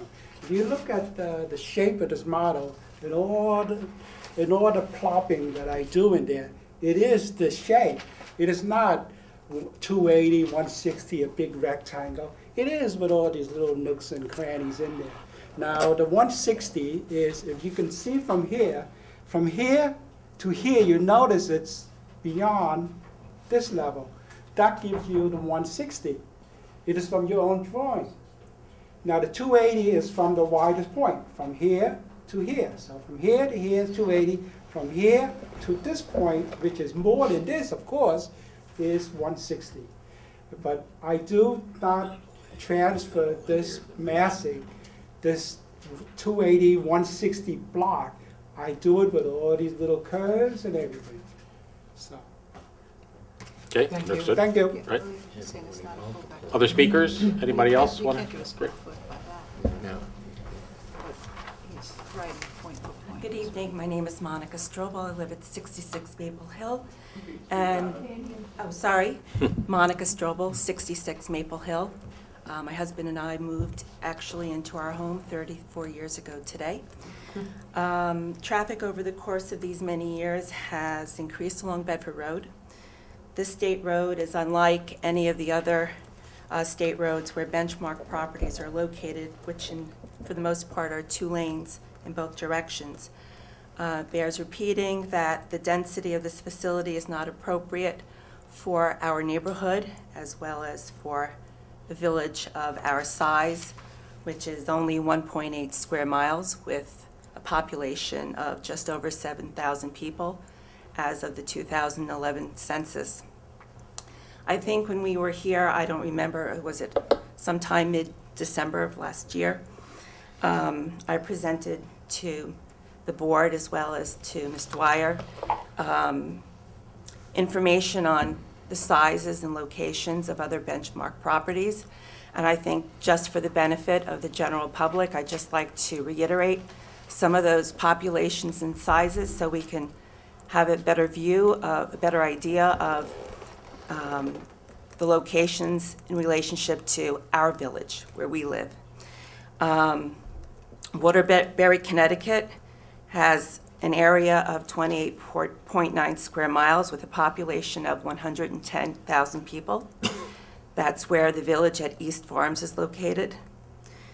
Carriage Green in Milford, Connecticut has a population of 51,000 people, an area of 23.7 square miles. The village at Brookfield Common in Brookfield, Connecticut, an area of 20.4 square miles with a population of 16,452 people. Coachman Square, Woodbridge, Connecticut, 19.2 square miles, population of 9,000 people. Middletown, Connecticut, population 47,749, an area of 42.3 miles. So I think that you can get an idea. Here we have a place I can't even pronounce in Massachusetts with a population of 40,000 people, 26.4 square miles. Centreville, Massachusetts, 7.5 square miles, 12,000 people. Chelmsford, Massachusetts, 34,000 people, 23.2 miles. Our village is our village. Summit, Maple Hill, Foxwood, these are all residential neighborhoods that have lived in relative peace and quiet for all of these years. I have, before I go on to this, just the traffic study, I know we have emphasized the school hours, but I really think we need to take into consideration the traffic on Saturday and Sundays, as well as during the evening rush. Even the farmer's market knows that Bedford Road generates enough traffic to place their farmer's market sign on the corner of Maple and Bedford. People are going by it all day long, all evening long. This is the view from our living room taken last November. I really like everyone to be able to see that when you look out of my living room window, we overlook the cul-de-sac, we overlook the parcel that Benchmark is in contract with the United Methodist Church. Once it's clear cut of the deciduous trees that are currently there, we would have a bird's eye view of a facility that is not in keeping with the density of the neighborhood. And so, and I know my neighbors have the same view because they're up on the hill as well. I know we focus on the properties that abut directly to Benchmark, but the rest of us exist. I'm up over here. That's my house for 34 years. You really need to take into consideration all that we put into our community and into our neighborhood over the course of our time in Pleasantville. I can't imagine looking at a green roof the size of a commercial property when all of this time I'm looking at trees. I can even look across to the tennis courts and I can even see the traffic on 117. I hear the traffic in the summer when my windows are open at night. I hear the train, but that's part of our life here. Can't imagine listening to delivery trucks backing up, an increase traffic, an increase of people in a small area. We're talking about a couple of acres here. I really would like you to keep this. I had more, but Snapfish didn't deliver in time, so I printed this out for you. But this is our view, and I've invited the board to come already early on to our home to look at our view. So you would know the significant impact it would have on us. These trees would be clear-cut. Benchmark would sit here, and that would be our view from our home. Thank you. Thank you.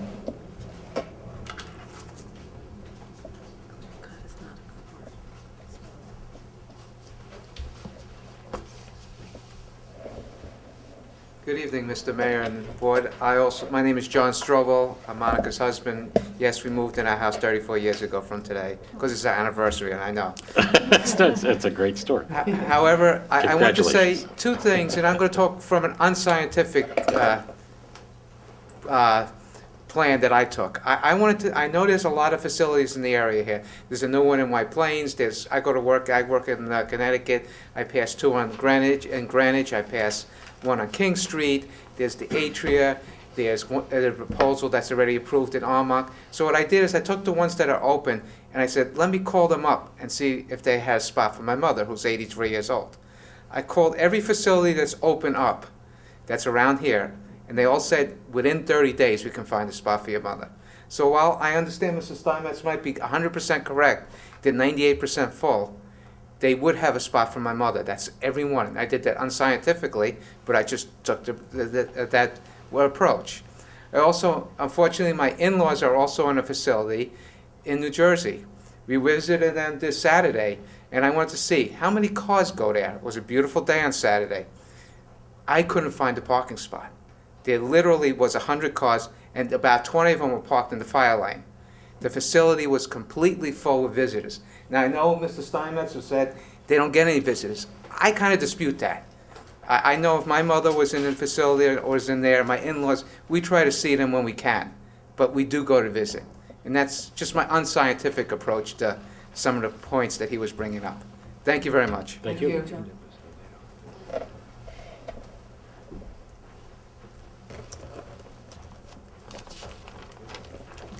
Hello, Helen Muir, 3 Hayes Hill Road, and I'm going to wear 2 hats. The first hat is, well, maybe just one hat. I'm chair of the Conservation Advisory Council here, and have quite a few concerns about the suggested development.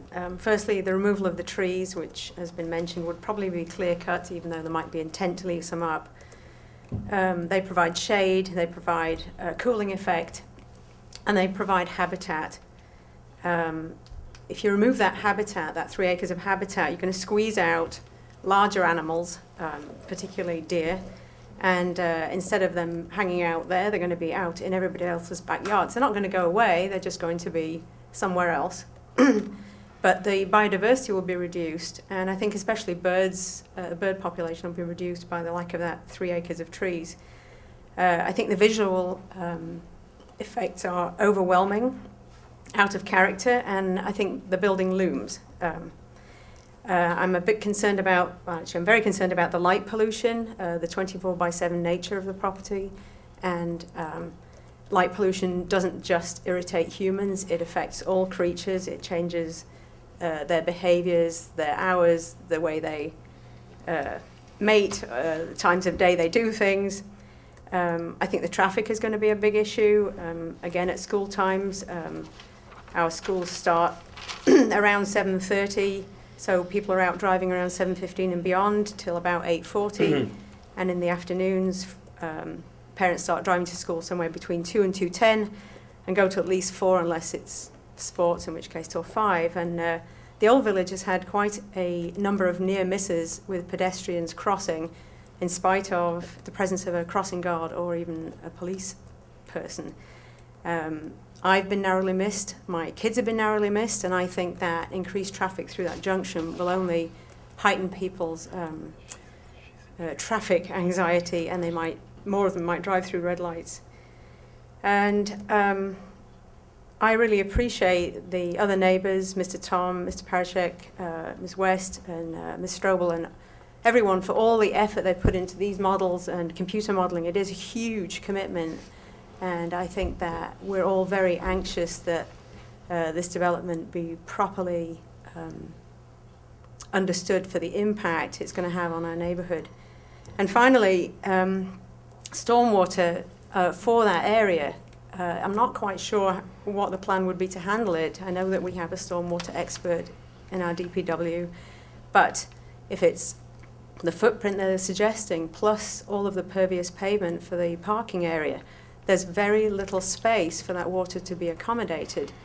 Now, there might We be just got, in the most recent submission, the stormwater management plan. Is that up now on the website, Patty? It's on the site. I Right. think we've So gotten there- all our comments back. Okay, so it's From our the technical applicant meetings. submission is up on the site. It's worth your look just to see what they propose. I recently, last week, took a stormwater tour organised through Hudson Highlands of various properties in Carmel and Kent, and the amelioration they do to prevent not only the volume of runoff, but to keep the quality of water runoff at a reasonable amount, a reasonable level of quality. And that involves having swales and rain gardens and retention ponds and filtration areas. There isn't room for any of this on this property. And so my belief is that any stormwater retention done will probably end up with deteriorated water quality running down from that, whether it be across the road, over the retaining wall, through the tennis court, down into the retention ponds that we already have, or underground. I think that we're actually looking at a problem with the stormwater. Thanks. Thank you.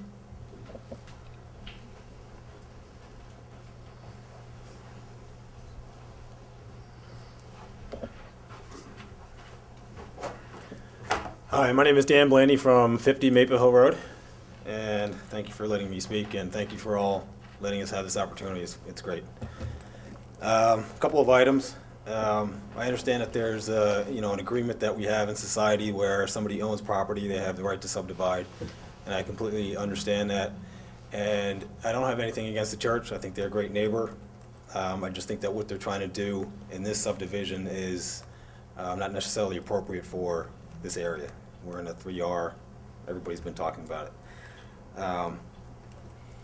A couple of things that we've been, I guess, going back to the planning board, the planning commission had given you recommendations, big page with a page length of items that you should consider.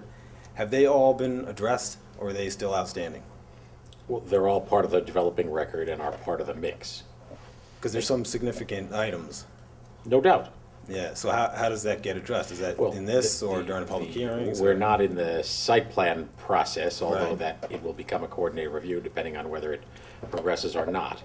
But we're essentially in the information surfacing realm. We're kicking stuff back from our boards and committees and from our Susan Favati here from BFJ, our consultant, to the applicant, and they're responding to those comments, and a lot of those had been responded to, but there remain some issues that are matters of judgment that will ultimately be, I think, the issues that will cause this to rise or fall. Right, because there's even, one of the items was something about the floating zone. So will it be too late? Will the floating zone have been decided? No, When- I mean, when does that get decided? what's before us is a zoning change with proposed text provided by the applicant and a proposed mechanism, read this floating zone. We could conceivably accept it exactly as it is, we could reject it entirely, or we could tinker with the language or tinker with the zoning mechanism and reflect it back in a different way. Right, such as the three criteria. Right, I mean, obviously, the spot zoning analysis factors into the range of possibilities. You Right. can't just, the floating zone addresses a piece of that. Okay, because I guess one of the big items, I think, with the floating zone is the three criteria, acreage, I can't remember what it is, the state road, access, and something else. But they are, it's not spot zoning because there's already another proposal possibly in another part of town, so it's kind of clear that the village does not have this as spot zoning. But Mr. Steinmetz did just comment before that the floating zone is completely independent from Benchmark, and that Benchmark wouldn't be here if there wasn't a floating zone already. But I think we already know that there would be no floating zone proposal unless there was Benchmark. Well, I mean, there isn't a floating zone. I mean, they have proposed that as a mechanism They're to together. address the project they seek. Right, but they're And together, right? They're linked? Well, they have presented the language for the floating zone. So are they two separate items? I have that confused. We could approve a zoning change, and if that zoning change were to permit what Benchmark proposes as of right, then they're off to the races at site plan review. Okay. If we were to approve a floating zone or some other mechanism that gave them the right to do a lot of what they propose, but not all of it, then they'd be confronted with the question of whether they can morph their project to conform to the restrictions we have created, and they would either decide they could or they couldn't. Or we could deny the whole thing. Okay, so you can reject the floating zone still? I mean, we could say, yes, we want to have a Okay. floating zone, but here are X, Y, Z criteria Right. that don't fit what Benchmark has sought. Right. So apparently, I think, and a lot of people have been talking about the clear cutting. I think they have 3.7 or almost 4 acres of their parcel. And they're almost going to develop entirely into impervious pavement or building or whatever footprint you want to call it.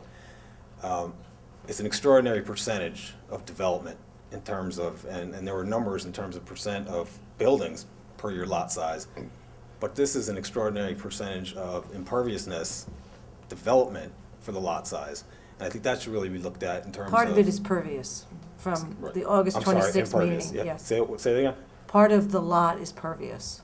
Correct. I was There's- going to say, on the Helen, if you perimeter. go to the August 26th meeting, a lot of the stormwater was addressed with sections of the green roof, which is a LEEDs silver, would be a certified LEEDs silver, and there's storm chambers and things like that, and part of the service is pervious, from what I have from my notes from that meeting. So if you want to go on to that meeting, August 26th, you'll get some answers there I too. mean, Yeah, the that- stormwater looks good. But what Completely I'm looking legitimate at- concern, Right. and you should take a look at the Right. stormwater plan Yeah. that they just submitted. Yeah, Right. but not necessarily, okay, go ahead, yeah.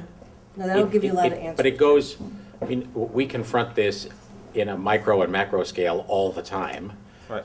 Because people who want to, whatever, put an addition on their house or build a garage, confront the same set of circumstances that Benchmark confronts when they want to build a big thing. And you know, some of that has to do, you look back not too many decades, and all these Westchester communities were developed centers separated by essentially forested areas, and you passed through the forest and came to another developed area.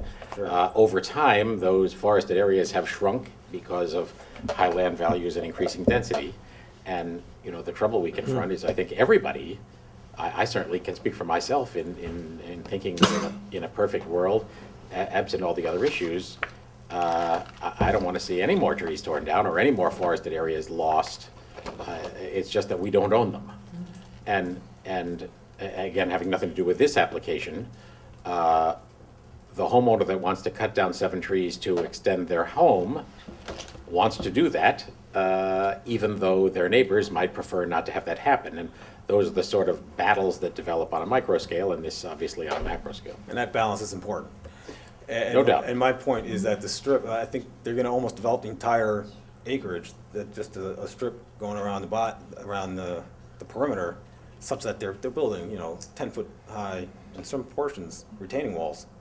It's like terraces that you see in. Yeah, partly as an effort to sink the building lower Yeah, into the yes. site to improve to reduce the visual impact down the hill. Yes, and it's greatly appreciated, but however, No doubt. Right. It's a heavily worked But site. there is construction also, area. would be a planting, you know, program that we would the A planning buffer? committee Yeah. would be on the site, that what they're planting and. That over 25 years will grow to mature Right. trees. Well, Right. no, that's a good That- point. That's a There's concern, what they're yeah. leaving and what they're taking is also down the road. Yeah. Yes. Yeah. Okay, so those have been answered. And I guess one of the comments that you said, this is all about money. And the master plan may say something. We did not Don't get me say wrong, that. money is a piece of it. I must have misunderstood. I you. didn't, not all about I money. didn't mean to say that. Okay. If I did, I apologize. I apologize for putting words in your mouth. You didn't say that. I mean, people arriving with, bags of money are welcome. But that doesn't mean that we'll accept it on any terms. So, we're confronted with, the big picture challenge is how to mitigate in whatever way we can the inexorable march of taxes in a world where, people who've lived here a while have a much higher tax payment than they have a mortgage payment in many cases. Flipping the calculus that existed a couple of decades ago. And it's a very, very, very big problem. One that I don't think any of us are naive enough to think we can change in a fundamental way, but it is very, very much on our minds. So my only point is that this is a profit-making, tax-paying venture that is proposed by Benchmark, and of all the good or bad things you could say about the project, that's a good thing. Perversely, if this were brought by, whatever, the Sisters of Charity or something, that would. Nothing against the Sisters of No, Charity. No, that would be perceived as a truly mission-based, do-gooder venture that all of us could validate as a matter of philosophy and principle. We'd be confronted with the impacts we're now talking about in your neighborhood and no tax revenue. So, I mean, the fact that it's a profit-making venture is a good thing. That doesn't mean we'll say yes because of it, but it is a good thing. Okay, So- that being said, Okay. now I understand better. All right. Thank you. Me as a neighbor, we're gonna be affected from our resale value. If I'm looking 10 years down the road, 20 years down the road, some people have been here 35 years. Do you have statistics that show that? No, I was gonna ask you that. Can we get Benchmark to do an independent review and give us an analysis on that? No, I mean, I think you'd have to get an appraisal and, Well, I can't get it before and after until they built it. No, you can get an appraisal. You can have somebody come. I mean, it's all pretty hypothetical Yeah, at this point it is. about, Right. what any of that might be, But I but think you have to be careful that you say that. We've heard that a lot of times, that our house sales are gonna go down. I haven't seen anything that says that. So, I For think- assisted living, you mean, or what do you mean? I Examples, think or- you need to have some sort of statistic or some results or something that says that that's absolutely going to happen if you're going to say that that's a reason that we shouldn't do it. Okay, but would it be a concern of yours, or that's? sure, not- I mean, Sure. it's a concern, absolutely. Okay. I can say, I mean, as you doubtless know, there are lots of people who live next to things and view it as an advantage, and other people look at that house and say, I would never live next to a school or a church or whatever. People have said to me, again, even before Benchmark, what might happen if the Methodist Church were to be revived and grew in a significant way and suddenly had a very big congregation. What might happen, as I believe is the case now, that they rent their facility for some other kinds of services. Those are all what ifs that are concerns for the neighborhood, but there aren't any answers to them. So, but yes, absolutely, a legitimate concern, no doubt. Okay. One of my next items, the floating zone talks about, and let me finish the statement, it's an umbrella for the entire village with the three criteria. Can we get a map that will show who's affected? Because I think really we're focusing on the Methodist Church property and the people immediately around it, whereas I think this is more of a, I know it's not global, but it's a village-wide You mean a map issue. of where, Where else of it what would be parcels applied? would Yes. be? So, yes, Even and just a that's highlighter that would show where Yes. people are concerned, so you can look at the map and say, oh, it's me. One piece of that is, there aren't very many parcels big enough to imagine a facility like this. But if some developer were to assemble a bunch of parcels, Sure. then maybe they could create such a thing. Right, so anybody that's along Oh, tape switch, hold on a moment.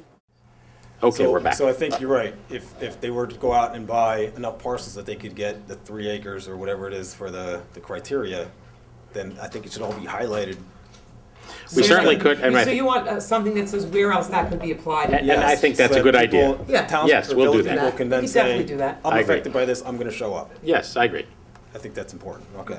Well, just so that we're clear, what are we highlighting? Are we highlighting every state road that's got a contiguous 3-acre stretch that somebody could tear down 5 houses and do it? Or are we? Well, for gonna starters, highlight- we Are we can- just gonna highlight the 3-acre that are? From my opinion, sorry to interrupt, from my opinion and from probably a lot of people in the village, I think it should be just like you said, everything that could be applied.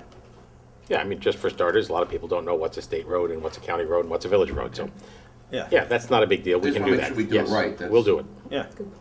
And then I don't know, when you do the mailers, is it 300 feet? It should be 300 feet from all that highlighted section. Because that's important. Yeah, I don't know, that's an interesting question. It's very We'll pursue that question. Yeah. I'd like to know what the answer is. I mean, I guess that could hypothetically mean, if you included every parcel that could be assembled with other parcels, that would be anyone who lives on a state road. Because you wouldn't be able to say no to it at Right. that point. Yeah. So it should be able to be Sure. objectionable now, yeah. We'll look at that. Okay. You're And next there. the master plan, how, like you were saying how things change, we've been evolving, and the master plan, I don't know, the date is 1996. Right.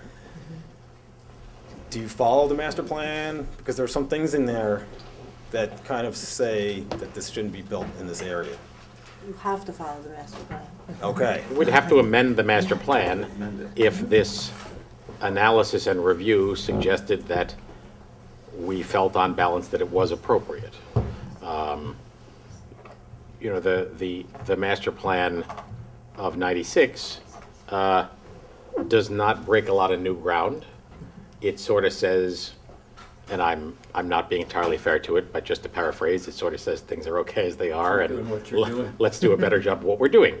And that is a good message in a lot of ways. It's not a good message in every way, and what we're confronted with at the moment, especially confronting a declining tax base, despite the fact that zillions of people have invested a lot of money in their house, is the fact that there are aspects of the village, and it's not primarily your neighborhood, but neighborhoods that aren't working the way it seemed like they could in 96, and we have to rethink them a little bit. So add to that the arrival of new societal uses, assisted living being one of them. I mean, on a very small scale, here's a little example where, suddenly we have Starbucks-style coffee houses, the Black Cow, all that sort of thing that fall into the zoning category of delis or fast food. Well, they're neither. But when the zoning was written, you couldn't get a latte and an egg salad sandwich in the same place. Sure. But the master plan, the letter from the benchmark team cited 2 examples from the master plan. I think both were taken out of context. If you do read the master plan, like I went through and I did, there's a couple of instances in there that says this type of development should be, restricted to downtown where it's more appropriate. And then it talks about the old village, and this is clearly not the old village, but it says the old village should be kept that way, and you don't want to develop the old village too much. And I'm paraphrasing and so on and so I forth. mean, would you add anything to that comment about the master plan and revising it in the context of new stuff? Yeah, I mean, the master plans are not intended to predict everything that could ever happen, and so it certainly has been a while. I think there's some valid points raised, and I think Benchmark has attempted to address the concern about compatibility, but it's definitely something that I think this board will be looking at. Can you speak a little louder? Apologies. I mean, it's just, if you go back and look at the history of everything that happened, we come to I don't mean to suggest that, everything works out fine, but Foxwood was a big controversy at the time that it was proposed, and all of these things represent educated guesses to try to grapple with the reality of a changing world, and what we're confronted with is, as I said earlier, how to deal with the multiple stresses that will make it difficult to keep Pleasantville the place we all are so fond of, and which has generated, this kind of work. I don't think there are too many communities that are full of residents who do this in their spare time to manifest their concern for their community. So, win, lose, or draw, we're living in a good place. The most recent time we looked at our master plan is when were you on the master plan update There was an committee update, for yep. the commercial? For Marvel? No, the business districts. Okay. But it's quite an undertaking. I mean, it is a significant amount of time, money, volunteers, and we did have a good group of them. And the last major master plan update was in 98? 96. And normally, you're supposed to do it every 10 years is a record, but people really don't do it for... In New York State, there's no real time requirement. 10 years is typical. So we're overdue. We're overdue. But it's a massive undertaking for us. I mean, to do that. we don't have to redo the whole thing at once, but No. we definitely would have to look at it. Okay, well, thank you very much. Thank you. Thank you. And maybe when we do it, you should volunteer for the master plan update committee. Okay, well. Bjorn Schellenberg, 107 Bedford Road. I wanted to take up the question of the effect on property values. I would imagine if the applicant has many similar properties in the area or in the greater area, some of them in residential areas, they probably have some data on this, on what the effect was of introducing such a facility into a residential area, whether the property values indeed did go up or whether they didn't, or whether it did in some cases and not in others. And we should probably ask the applicant whether they have that information.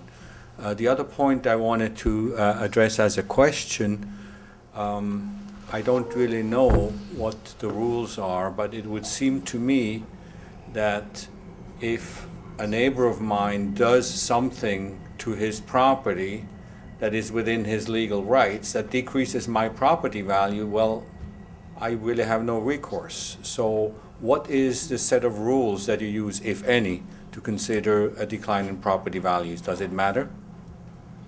I mean, I think it certainly matters in our weighing of the pros and cons of a proposal. The village is entitled to change its zoning, either because we perceive a need to do so, or in response to an application by somebody who wants to do something. But we don't have to do it. And the analysis of whether we should do it or not, and if so, how, property values certainly factor into it, no question about it. But you would not be necessarily bound to, let's say, reject an application for zoning change because it had a negative effect on property values. You could still go ahead and do it, right? You wouldn't Sure. be legally bound. Right. Sure we could, Right. right? Yeah. True? Right. It's one of many factors. Does everybody understand that where we are in the process now is we are reviewing the environmental assessment form and a whole series of environmental reports on issues like traffic and drainage and visual impact, et cetera, and the board by state law is required to make sure that it takes a hard look at all these particular issues before it comes to a conclusion as to whether or not it will go ahead and hold the public hearing and enact some type of zoning amendment. But again, just because a project has additional traffic, that doesn't mean the board is required to reject the proposal just because it may have an impact on, negative impact on some property values. Doesn't mean that it must, turn down that proposal, but it has to indicate that it's taken a look at that impact and all the other potential impacts and weighed the negative and the positive and looked at what's the best for the entire community. And property values is certainly one of those impacts, but it's very difficult to have a cause and effect relationship that you understand. I mean, certainly throughout this region and the country as a whole in the last 5 to 7 years, I think we've seen property values go down everywhere. Not everywhere, perhaps, but most places. And it's not necessarily because of a single use that locates next door. It may be from a variety of factors. Mm-hmm. And so it's very hard to separate these things out. And even if you were able to get the data, which you probably could get, on the other facilities, it's impossible to know whether a decline was solely because of that facility and how much, what's the proportion. It's a bit of a tricky slope, I think. It could certainly be done. I just don't know if the information would be that valuable. I will say, and this is not scientific, but and Brian's been seeing this longer. Every development that this village has done in the last 10 years I've been on the board, every time the neighbors in the area have come forward and said, it's going to kill our property values. There's not been one piece of development that has not been echoed. And I can't think of one of the things that we've done, from rezoning the entire Marble Avenue to putting in a bathroom facility at Soldiers and Sailors, that has impacted negatively the property values in Pleasantville. So it may happen. This may be the place that it could be an impact. I will just say that it is a statement that goes with every development that happens. And it happened when Fox Hill was developed, and it happened when when we do the retirement facility, and it happened when we redid the golf course. Every time. So, I don't know what the impact will be. I just know that this is a common concern, an understandable concern, and one that we'll think about. But it's really difficult to figure out what ultimately the impact would be on property values. Right. There could even be instances where if you're introducing an independent living or an assisted living facility into a community where there is none presently, it could have a positive impact on property values. Well, it's all Speculation one Yeah. way. Hello, I'm Jim Sinnott from Foxwood Condominium. Thanks so much for the time and attention you've granted tonight. There's been a lot of discussion on the value of the potential value, speculation, what have you, on neighboring properties. One of the aspects of what I do in my day job has to do with business consulting, and a part of that is real estate pre-tertiary level property value review, evaluation, and possible appeal. I don't know the answer either on this with respect to the neighboring properties. I could go out on a limb a little bit and say it may not cause a value decline. I seriously doubt it will increase the values. But I'm going to actually make something, or raise a point that I trust the board has taken into consideration or will, and that's with the property itself, the subject property. Did I hear right? Is the real estate ownership of that property going to be, is it going to be a REIT as the business, as the ownership of the property, the real estate? The deed is in the REIT's name. All right. Ownership of the real estate in the REIT, the management of the property in Benchmark. Right. Okay. The So profitability. just Yeah. because the home audience couldn't hear that, the folks from Benchmark say the ownership of the real estate would be in the name of the REIT, the management and operation of the facility by Benchmark. Okay. A couple of things, and I do appreciate the board's vigilance on, protective of the tax base and all that, but it may be good in the good times, and I don't know what occupancy level Benchmark would need to keep it a viable, open, and successful, profitable operation.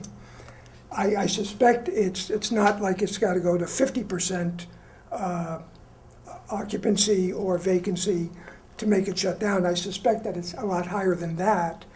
But the taxes, the real estate taxes, are not going to be based on so much the profit of the business. It's not the business that's being valued for ad valorem tax purposes. I suspect that the REIT is going to be receiving some type of a imputed rental payment from Benchmark, which will be capitalized, expenses will be deducted, it'll be capitalized into a value. So its profitability is good, and certainly it, but the assessed value in the taxes, the $460,000 or whatever that is not going to be based on the profit of the business. It will be based on the income capitalization of the real estate. I've heard a lot of talk about other successful assisted living properties and facilities in the area. If the saturation, again, this is just something to consider, I'm sure you've already done it, if not, I'd like to think you would.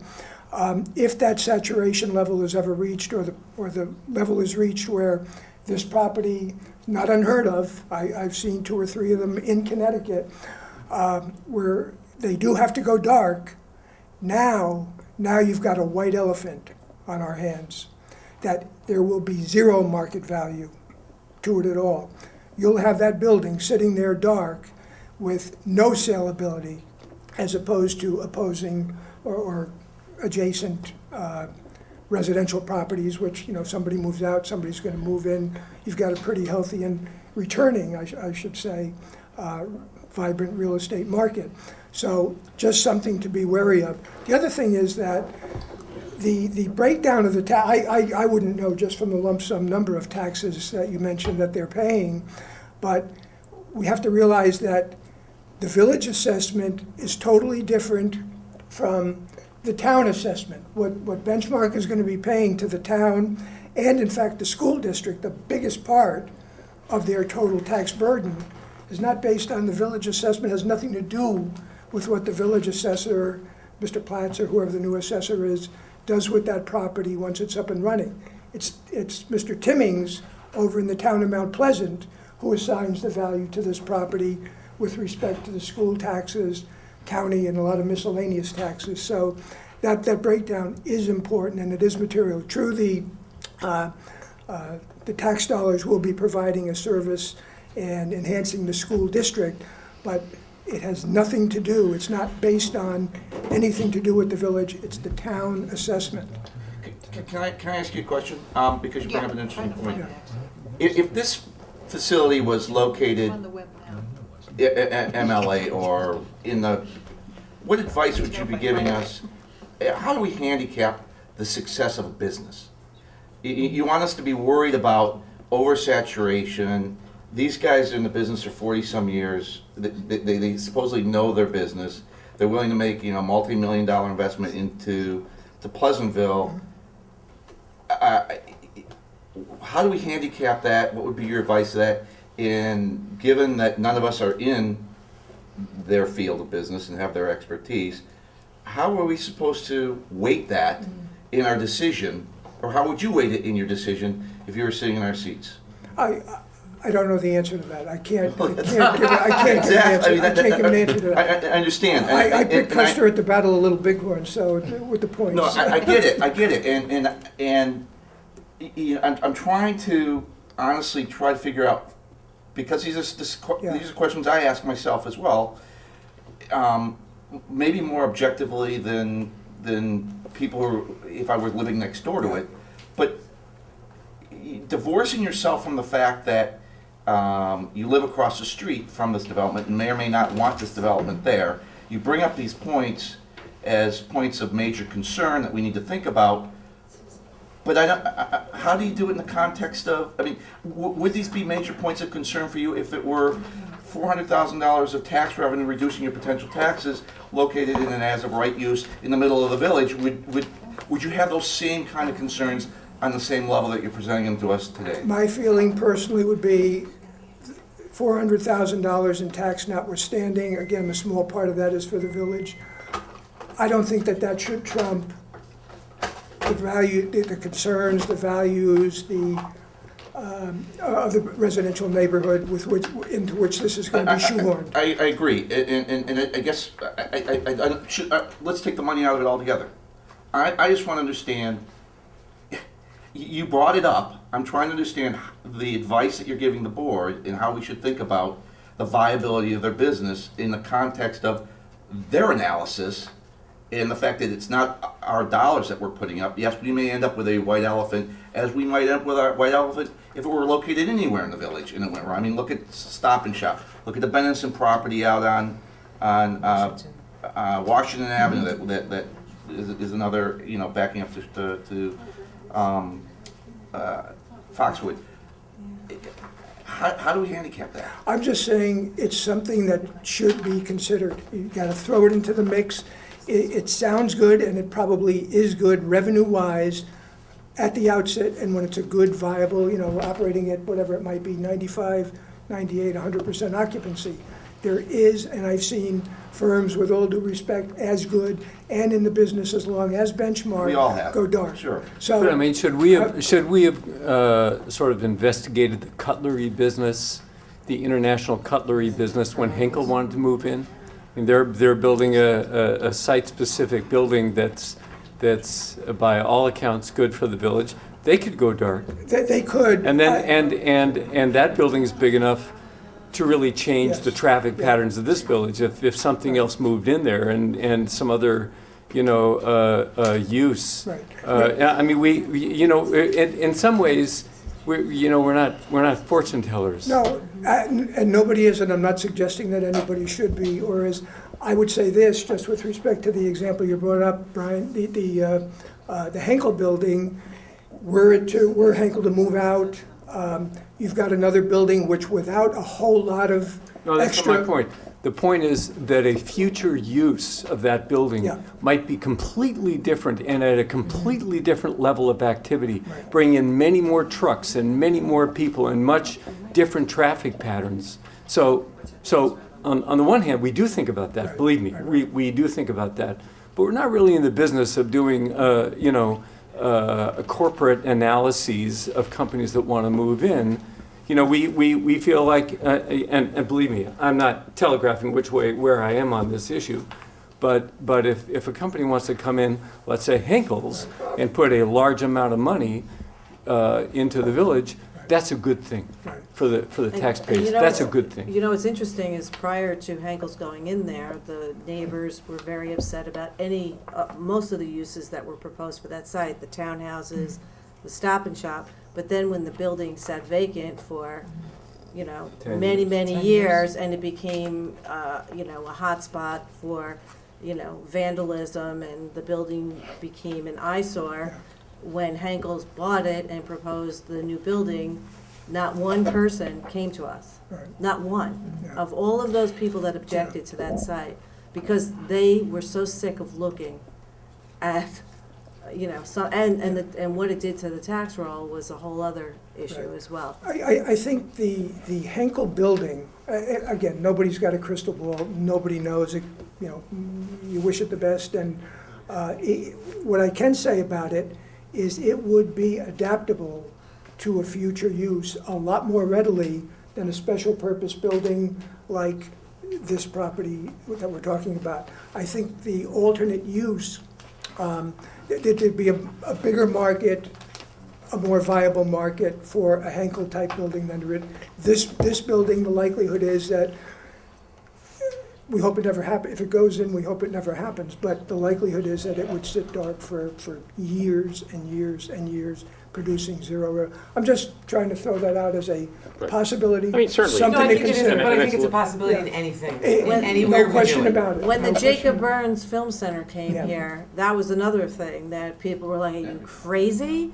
What are you?" And in taking it off the tax rolls, producing, you know, what is it going to do for this village? I mean, we took a big leap of faith that this was going to work and it would generate other volume in the village that would help the other businesses that were here. And thank dear Lord, we were pretty right on with that. Film So, Press probably I thinks mean, but you know, you don't know. You don't know. You just. But, you know, we have to believe that the amount of time and effort that Benchmark has put into doing this, that they've got to feel pretty confident that they know what's going on here. I mean, to go through this process And I have not no think that reason. you're going to have it be I believe that successful. they're But we outstanding have to business tr- people there. We sort of have to, Yeah. take a look at that as well and believe that Yeah. they are very confident Yeah. that they can do it. I'm only talking about the real estate, if and when it happens, is a concern. And, we talk about the tax revenue, that's great. The flip side of that is that stranger things have happened. Right, and it's, I mean, That's all I'd like it's. to- Thank you. Thank you. Right. Thank you, John. Jim Sinnott. Hey. Hey, Andrew Layden, 44 Summit Place. A few different points, no particular order. To expand a little bit on what he said, when comparing the Henkel's property to this, one particular difference is you're proposing a very specific elder care zone. And if the site should go dark, and as I mentioned, there are many reasons it could go dark. The 10K form listed a number of them: competition, reduced government subsidies, various issues. If it should go dark, you have a floating zone suitable only for one purpose, and a building on there that has shown that it can't survive in that purpose. So whereas in the Henkel site, you have a much easier zoning situation to have it reused, here you have the complete inability to use that site for anything other than an elder care facility. I think it's a legitimate point, and I think it's also Right. that the sites are not parallel in terms of their adaptability and their various impacts. But it's interesting. I believe I'm right in saying the Methodist Church, when they built the building they're now in, that was intended to be the first of two buildings. They were going to build a church with, sort of a New England steeple church on the parcel now in question for Benchmark. In fact, I think they have a rendering of that in their building somewhere. So they were intending to develop the north parcel as a church, and the building they're now in was going to be the social hall and offices and education or whatever. But that never happened. And it would be interesting, that the great what ifs. Sorry, Andrew. So, I understand the great what ifs, but particularly with regard to the zoning, you are limiting yourselves in some way because of the definition of the zone, that the site has no other purpose. It will have a large building on it, will have been completely developed, and only by zoning definition suitable for that purpose. And I think maybe some protections would be put in there, what to do with that site should the facility fail. And you look at the models here, and there was one interesting shot from Lipton's presentation where he showed the area with the building off of it and showed the large, flat, expanse of land. The floating zone may vanish if the company folds, if the site goes dark. The land doesn't recover. You're going to have a large area of land that's going to basically be flattened out for no suitable purpose with no chance of recovery, and a large building. I remember seeing your own election materials a number of years ago where you talked about the MLA site and how you had this large vacant building, and one of your goals was to make sure that you found something to fill into that building. Imagine trying to do that same task where you have a zone that prevents you from getting any other kind of business in there. I mean, if in the hypothetical, again, I think it's a legitimate point. Others have said, expressed concern about what the implication would be about the remaining church property, depending on the evolution of that over time. So, but the reality is, if the elder care market were to disappear, and we had zoning that anticipated a use that no longer existed in an economic world, we'd have to change the zoning. Or some future board would have to change the zoning. I don't think there's a reference to a what-if clause in any zoning that you know of, right? I mean, we can't write a, is there precedent to that? It's meant to be fluid and to be changed. I mean, I do think the demographics are pretty darn hard to argue with, that elder care is going to be an increasing requirement for Unless we're a gonna long set way. this all the way on pods There's to the no moon. argument that the world hasn't fully figured out how to pay for it, and who knows how that all works out. As you said, the world hasn't figured out how to pay for it, and if they find a better way to pay for it than using facilities like this. Yeah, I'm not optimistic that that's likely. Right, I know, but yeah, right. So anyway, that was one particular point I wanted to raise first because of the previous comments. Sure.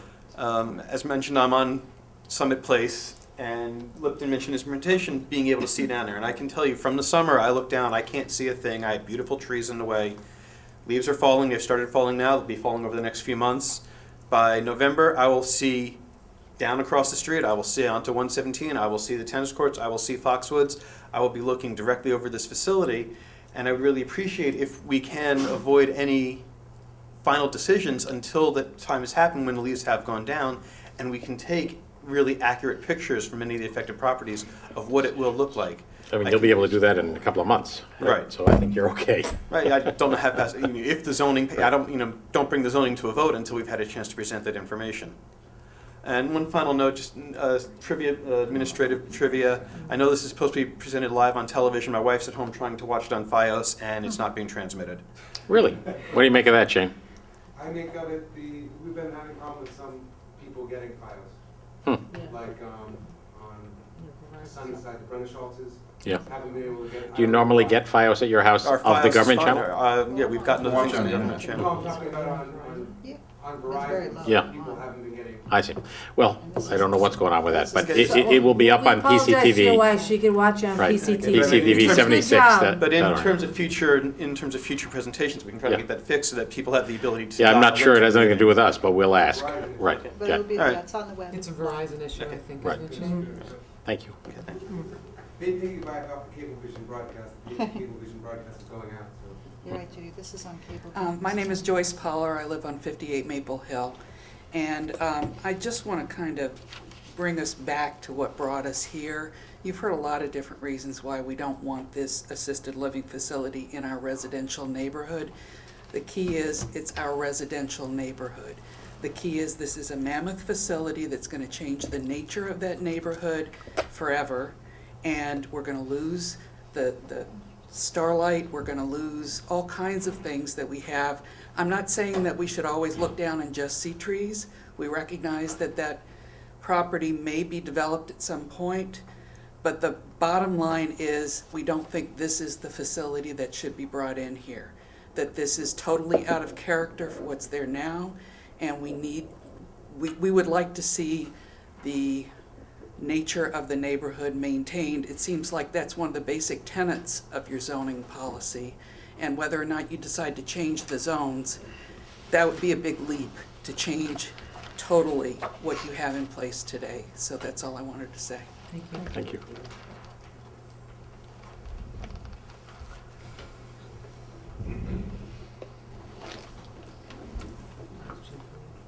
I'm Bill Stoller from 69 Maple Hill, and I prepared a 2-hour presentation. Just kidding. Just kidding. Let me get my cubby, stick that out of my cubby, right? That's really a million-second quiz. That's right. I just want to say that what Joyce just said was basically along the lines of what I was going to say, and it does bear repeating, that what we're talking about here is a commercial facility. I know that Benchmark often refers to it as residential because people live in it, but it's a commercial facility or an institutional facility. It's not a home. It's not a single-family home. It's more along the lines of a hotel, maybe for elderly people, for elderly and infirm people. It's sort of an apartment building, but it's more than an apartment building. It's not really a residential facility. When this question was brought, when the Planning Commission heard from them for a couple of days, there were a lot of skeptical comments made by some of the Planning Commission members, and you've seen their minutes and you know them. And I'm afraid that I haven't heard as much skepticism from this board. Maybe it's just the nature of the way you operate, as opposed to the nature of the way they were operating as an informal presentation. But one of the things that one of the Planning Commission members said was that if you did think of this as a residential facility, and this is when it was 4 stories, not 3, that this would be the highest density residential facility in all of Pleasantville. And if it wasn't for the Henkel building, this probably would be the largest building of any kind in the facility in the village of Pleasantville, perhaps with the exception of the high school, which seems to grow by leaps and bounds every time we look at it. There's another extension on it. This is about the same size, I think, from Mr. Tom's work here, as the high school, maybe a little bit smaller. But it's a very large facility, and it's where it's going. There may be a place in the village of Pleasantville or in the town of Mount Pleasant or somewhere nearby for a large assisted living facility. I have nothing in particular against an assisted living facility. I had an aunt and uncle who lived in an assisted living facility. My father-in-law lives in an assisted living facility now, not around here. My brother-in-law's father briefly lived in Atria in Briarcliff. He only survived a few months there until he died. These facilities are full of the most elderly and the most ill. I think Benchmark has said the average age was it 88? 88. So that's the age of the people who are in there. And these are people who can no longer, for whatever reason, live at home or with family, and this is where they are. Nationwide, if you all have your computers here, you can Google it. The average stay in an assisted living facility is about 24 months. There's a lot of in and out, because these people are, after all, they are mostly elderly. Some are younger, but the younger people are, of course, really ill. They can't take care of themselves. So you're talking about, again, I say, there's nothing against an assisted living. There's nothing against Benchmark. I don't think they're going to be putting, the Bates Motel in here. I'm sure they're an upstanding company that has every thought of their clientele in mind and is going to treat them perfectly well. The only question, I think, really before the board, and we can talk about the storm drainage, we can talk about the accessibility of fire vehicles, we can talk about the landscaping, we can talk about the view from Bedford Road, we can talk about all these little small things.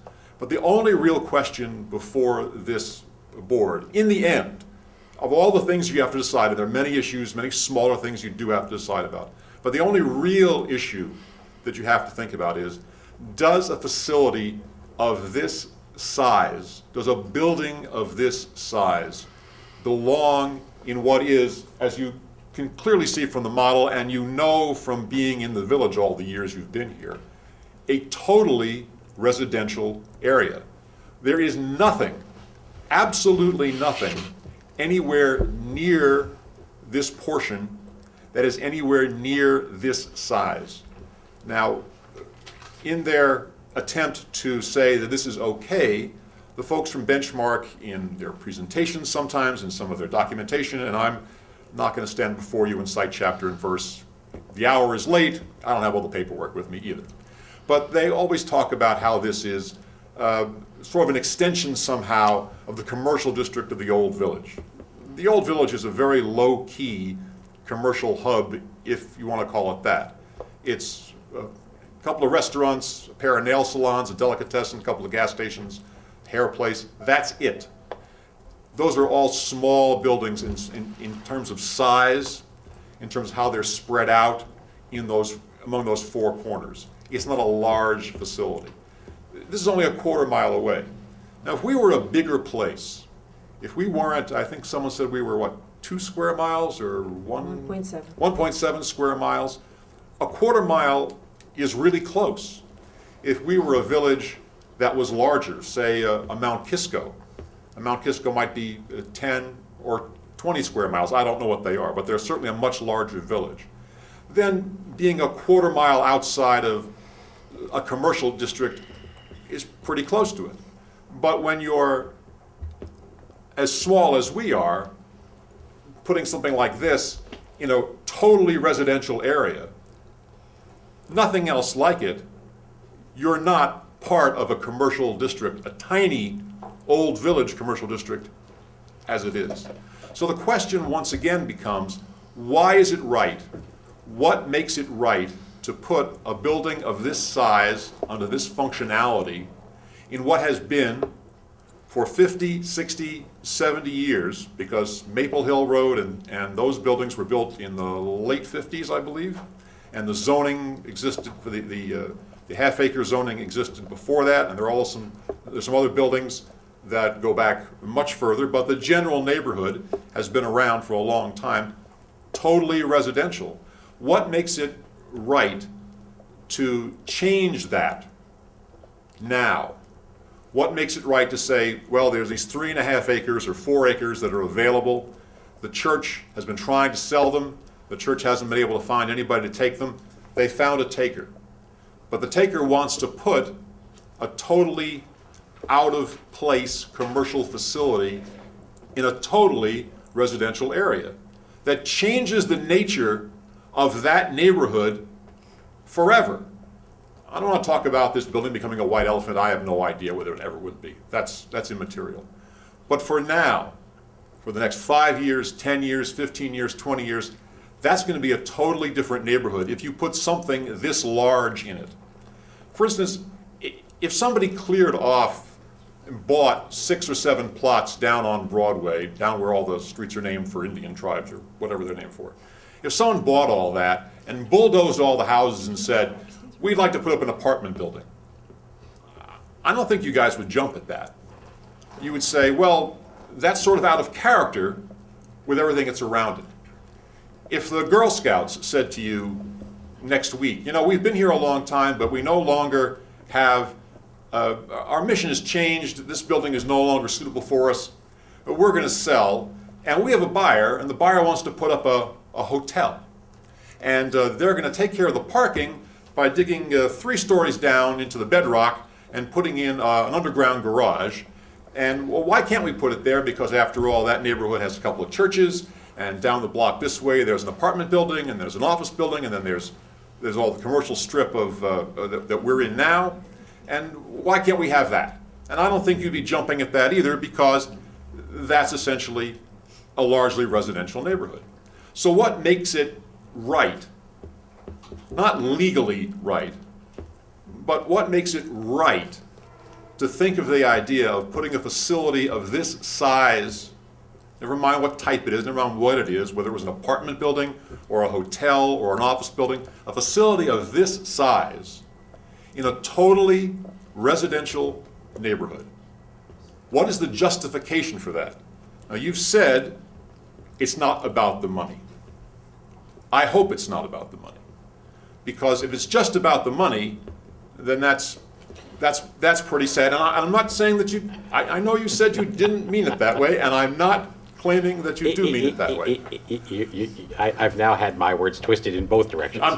Yes, money matters. Money does matter. Matters. Yes. Money does matter. Yes. But money, it's not money, the only Mr. Mayor, issue on the table. money cannot be the only. But money, I'll twist it back to you. Money cannot be the criteria by which we decide that we're going to change a residential neighborhood. Because if you look at this model, or if you drive on our streets, and we've invited you a couple of times through Patty to come visit us and come take a look at it, walk around summer, winter, fall, or spring, whenever you'd like to do that, and just look at what it is, you will see how it looks from our perspective. And from our perspective, this is not an appropriate use. And that's really what you have to consider, is putting a large commercial style facility, an assisted living, a hotel, an office building, or whatever you want to, whatever it is putting that kind of facility an appropriate use of that space. I know the church needs to sell it.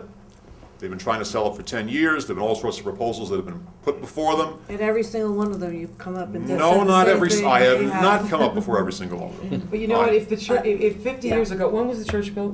1961. You probably would have been also, that neighborhood probably was adverse to that change too, but look at what that did for that community. I mean, it's progress. The church was built about the same time the houses were. Right. The church has existed there about as long as the houses have. And the church is not a 24/7 massive facility that is a commercial facility. It's a church. Allowances are made for houses of worship in residential areas all the time. I'm not opposed to the church. And I have not opposed everything that's been put up there. There have been things that have been put up there, that have been suggested for there, that have fallen of their own weight. All right? The only thing we ever opposed as a neighborhood was high-density, multifamily housing. Well, when the Village of Pleasantville. And when the Village of Pleasantville wanted to put the Village Hall there, we thought that was inappropriate too, because of the traffic. Because of the traffic. Because of the traffic. And because of the 7-day-a-week nature that was planned, because the village offices would be in part of the building, and the rest of the building was said to be used for gatherings of some sort. That was what we were told. All right? That's all true. Well, what? No, you're right. That was what the plan was, and that plan, 7-day use it is now, too. I mean, and it is, well, it's actually a very mild 7-day use. it could be a lot Well, more. now that the nursery school's gone. Well, the nursery school is gone. It's not worth going down that. It's not rabbit what's hole. going on, is it? But the only point to make is that something of this size, pardon me, Mr. Tom, something of this size, now where's Does my it float, Tom? Oh, no. and something of this size, you're asking something of this size, a neighborhood of houses of this size, of modest single-family homes that surround this entire property, to coexist with a facility this large. Where's the compatibility between this kind of a building and this kind of a building? Where's the compatibility between a building like that and a modest density multifamily development, which is Foxwood, which is spread out over, what, 8 or 9 acres? 35 acres, I'm sorry. Much more spread out than I knew. So it's spread out over more than 30 acres. And yet you're going to squeeze 85 units, maybe 100 people, because some of these rooms will be for 2 people, into this one building, into a couple of acres. The only thing you have to consider, the real question before you, besides all the little questions about drainage and where the hydrants go and everything else, and how tall the wall is and the landscaping, the real question is, does a facility of this size, a commercial facility of this size, be it an assisted living, a hotel, an apartment building, an office building, whatever it is, does it belong in a totally residential neighborhood in the village of Pleasantville, which by the description of our own mayor, in many times, is a small residential village. We do have commercial, most of it's down on Marble. There's nothing like this on this side of the village. Yeah, because we got a meeting to follow. And I would hope that the board, when you consider this, considers the big picture of what you'd be doing to this particular neighborhood if you were to allow this facility to be built in it. Understood. Thank you. I agree that's the core issue. I am. You started out by saying you perceived a lack of skepticism on our part, and I don't want you to go away with that. Speaking for myself, it's my job to try to see the other side of everything, because everybody's always a little bit right, and that is absolutely the case for every one of you and every one of us and the applicant. So what I try to do is occasionally poke a hole in an argument that I think may lose air or not if you poke a hole in it. And so if that comes across as skepticism, don't read into that, other than it's my effort, speaking for myself, to try to zero in on the key points. And the key point, as you described it, I think is basically aligned with my mindset, and that is, I'm actually not so concerned about how many square feet it is, or about a lot of the physical aspects of it, accepting the impact they create. It's not even necessarily the biggest problem in the world to introduce a new use that hasn't been in a place before, if the impacts can be mitigated or managed or turn out to be synergistic. In this case, it's a matter of mitigation and management, and that may or may not be achievable. So, yeah, I was saying skepticism in terms of that when Benchmark was before the Planning Commission, every one of the commission members had questions for them. Some of them, They have a different some role. They do have a different So, and role. let me just They do expand on that very briefly, and that is the blessing or curse we are confronted with here is that we have planning responsibilities, and we have fiduciary responsibilities, and we have long-range sustainability responsibilities. The Planning Commission is only about planning. So we have to mix a whole lot of other things into the game. They have a special focus that is very beneficial to the community, and very beneficial to the process, but the tax base, for example, is not part of it. It is for us. So, again, don't get me wrong, money matters, but it is by no means the sole determinant of the decision. So I would hope not. And I just want to add another piece. And please, when I'm speaking up here, I'm speaking for myself. I've learned not to speak for my neighbors because some of them don't always agree with what I have to say. So I now speak only for myself. Okay. Up here. So I do want to say that speaking for myself, and I know some of my neighbors have said similar things, but once again, I'm not speaking for them.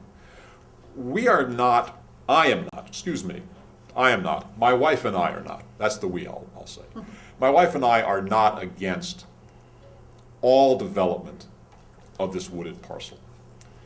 We understand that the church owns it, and the church has a right to sell it or develop it.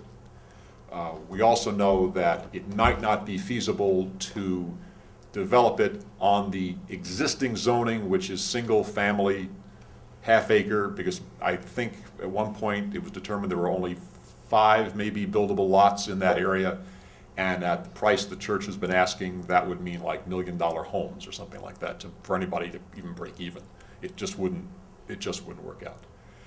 Some development there is fine, as long as the development is compatible with the surrounding buildings, with the surrounding area, with the residential nature of the area, the modest housing. These aren't, all these homes around you, there's not a McMansion on Maple Hill Road. The houses range from, I think, 1,800 square feet to maybe 2,500, 2,800 square feet. So some people have expanded on the original homes. Some of the homes are exactly as they were built in 1958. They haven't been made any larger, any taller, any wider, or anything else. Speaking for myself and my wife only, and perhaps some of my neighbors agree with me and perhaps some of them don't, it's okay to develop these woods. It's okay to put something else there. It's okay to take down some of the trees, and unfortunately, the wildlife will have to, eat a little more frequently in my garden as opposed to being in the woods. But it's this particular size of a development, this particular kind of a commercial development. That's what I am against. That's where I draw the line. And I would hope that the board would draw the line in the same place. Thank you. Thanks.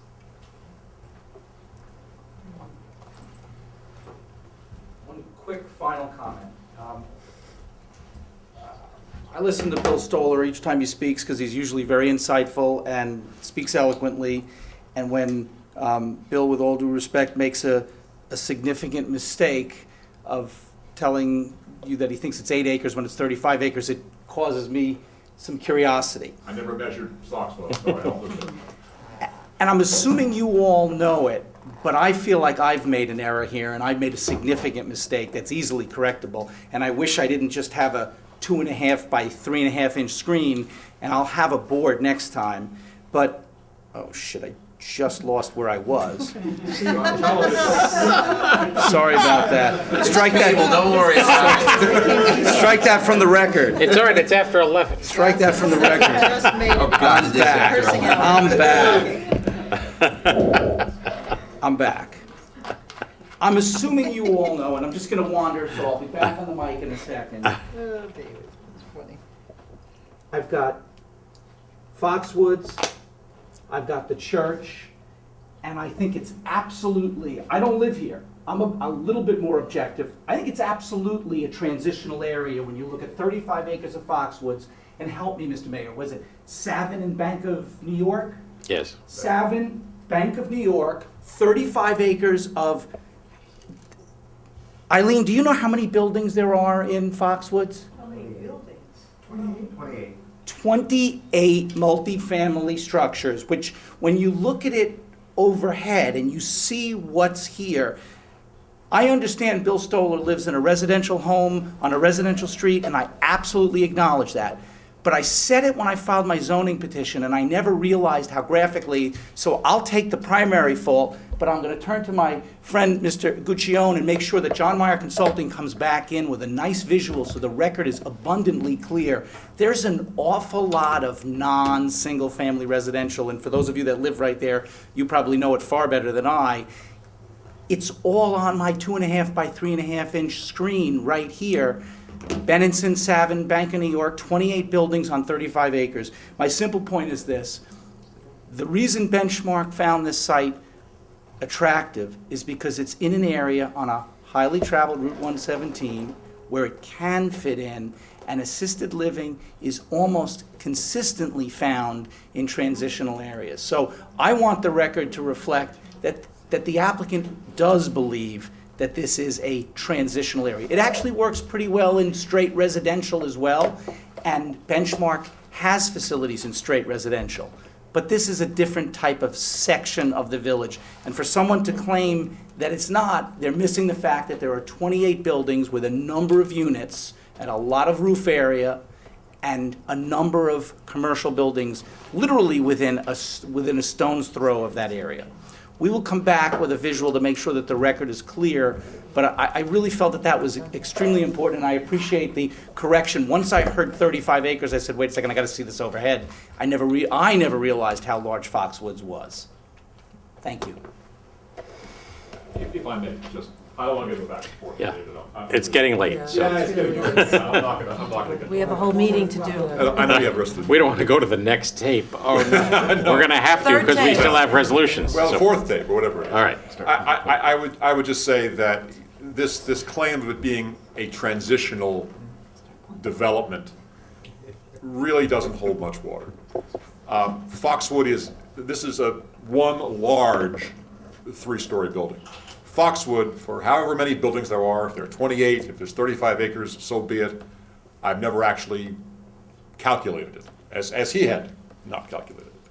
But they are, each building is individually small compared to this.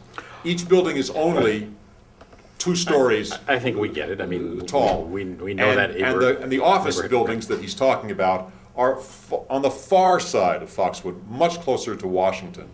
And they're not a stone's throw, pardon the expression, from the residential neighborhood. They're quite a distance away, and they're not really visible. Right, different to the residential neighborhood. They're visible much more from the other side Right. than they are from our side. So I think Okay. this whole business of transitional it doesn't hold up. And in fact, if you look at the notes at the minutes from one of the planning commission sessions, at least one, maybe 2 planning commission members shot that down and said, no, you should take that business out. This is not a transitional type of development. And so we can argue about the semantics of this all day. Yes. All right. Anyone else? Have we exhausted ourselves on this venture for at least tonight? Okay. I want to thank you all for lots of, I think, very useful comments, all on the record now. Thank you, Lipton, for Do you have a day job, Lipton? Was this the living room or the basement? What did you take over, right? This is his day job. The kids go to college and look what happens, right? But you'll leave it. You'll leave it for a while, right? Yes, I'll leave it. I want to have a chance to really look at it. We Okay. don't have a jury usually very often. Yeah. Anyway, so. You like that?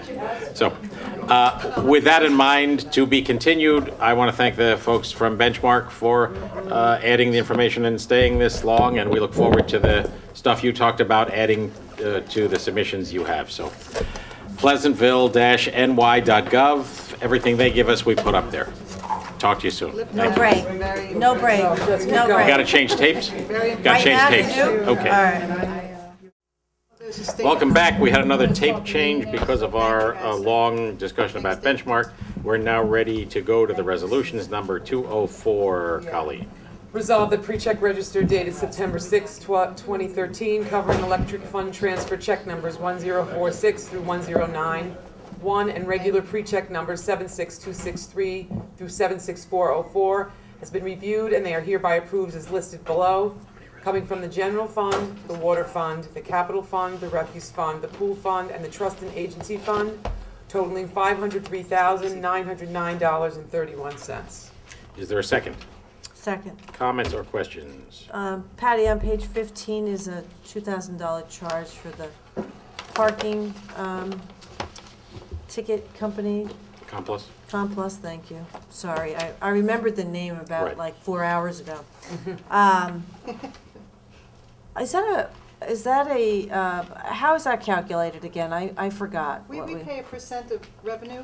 Okay. Because they manage the tickets in terms of the, they're a third-party agent that processes all our parking tickets. And manages the stop Automated laws and the system. reminders. I didn't know if we had to pay them quarterly. I remember Right. paying a percentage, but I didn't remember Yeah, it's a what it was. percent of, they Okay. probably just a bill Okay. quarterly. Thank you. Any other questions? No. All in favor? Aye. Aye. Motion approved. Mindy, number Resolved that the Board of 205. Trustees has reviewed the minutes of the meeting held on August 26th, and they are hereby approved. Is there a second? Second. Comments or changes? No? All in favor? Aye. Aye. Motion approved. 206, Jonathan. I'm getting there. I'm What? I'm having a hard time getting through the check. Let me just show you. yeah. Well, you can just bounce to your bookmark if you You guys- I'm really impressed. You guys are really embracing this paperless We world love here. this. It's Love it. fantastic. Love it. All over this. All right. It is good. Would you like to look at my device? Is it the block party request? Just read it, Jonathan. 206, the MAGA muffin. Resolved that the Board of Trustees hereby approves the request from the Recreation Department to hold the annual Ragamuffin Parade on Saturday, I October saw you 26, showed it to me last 2013, at 11:30 a.m. October 26, people, Ragamuffin Parade. Rain date is October 27th. Further, we authorize the police chief to post no parking signs in the Memorial Plaza parking lot starting Friday evening, October 25th, to all vehicles in violation of the temporary parking restriction. Is there a second? Second. Comments or? That's also the same date as the Reflection Scholarship Run, starting at the high school. Just- All in favor? Aye. Aye. Motion approved. Brian, 207. Whereas the Mount Pleasant Public Library has applied for a New York State Library Construction Grant, and whereas the grant requires that the library demonstrate to the state that their lease agreement with the town of Mount Pleasant and the village of Pleasantville will extend beyond 10 years from the date of the grant. Now therefore be it resolved that the Board of Trustees hereby authorizes the mayor to execute a rider to the library agreement to stipulate the terms of the library agreement, extending it at a minimum through the grant period. Is there a second? Second. Sounds pretty uncontroversial. Yeah. All in Piece of favor? cake. Aye. Aye. Motion approved. 208. Colleague. Resolved that the Board of Trustees hereby approves the request from Grove Street residents to hold a block party on Saturday, September 21st, 2013, from 9 a.m. to 11 p.m. Is there a second? Second.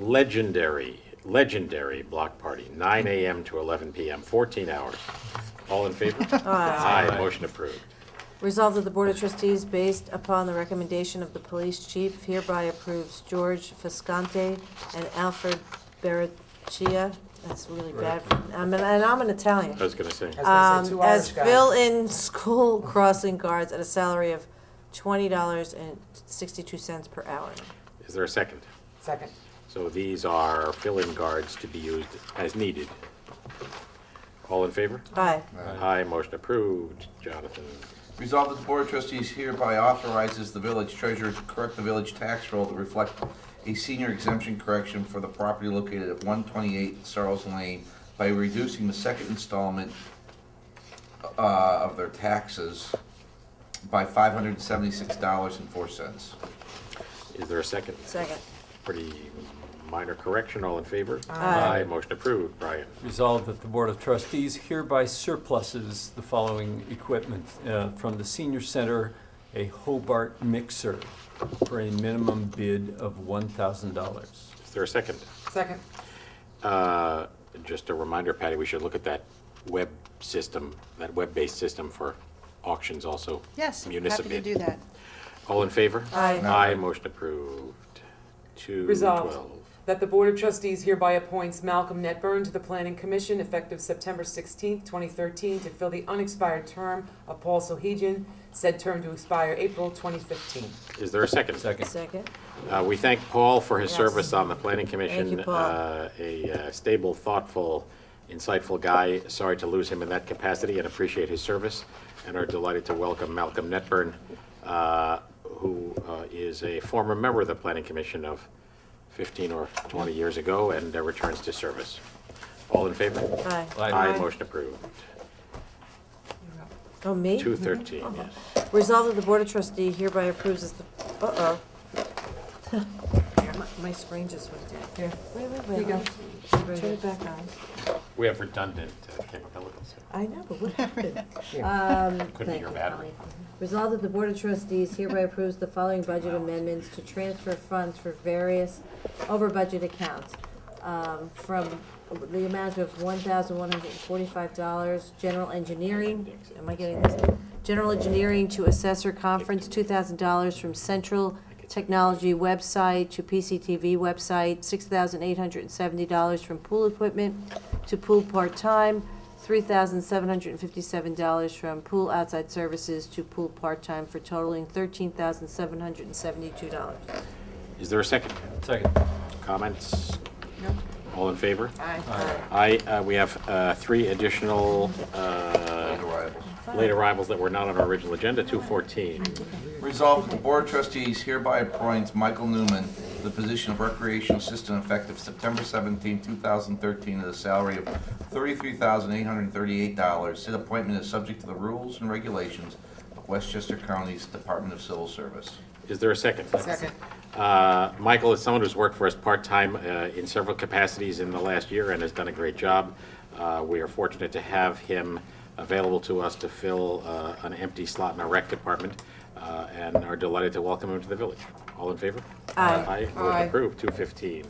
Whereas the village acquired the former Nextel cell site shelter on Castleton Street for $1 in consideration of their lease termination, now therefore be it resolved that the village administrator is hereby authorized to surplus the former Nextel cell site shelter on Castleton Street and sell said shelter, say that 10 times. I know, that's And Sally and says. sell said shelter to Verizon Judy doesn't mean. for $10,000. Is there a second? Second.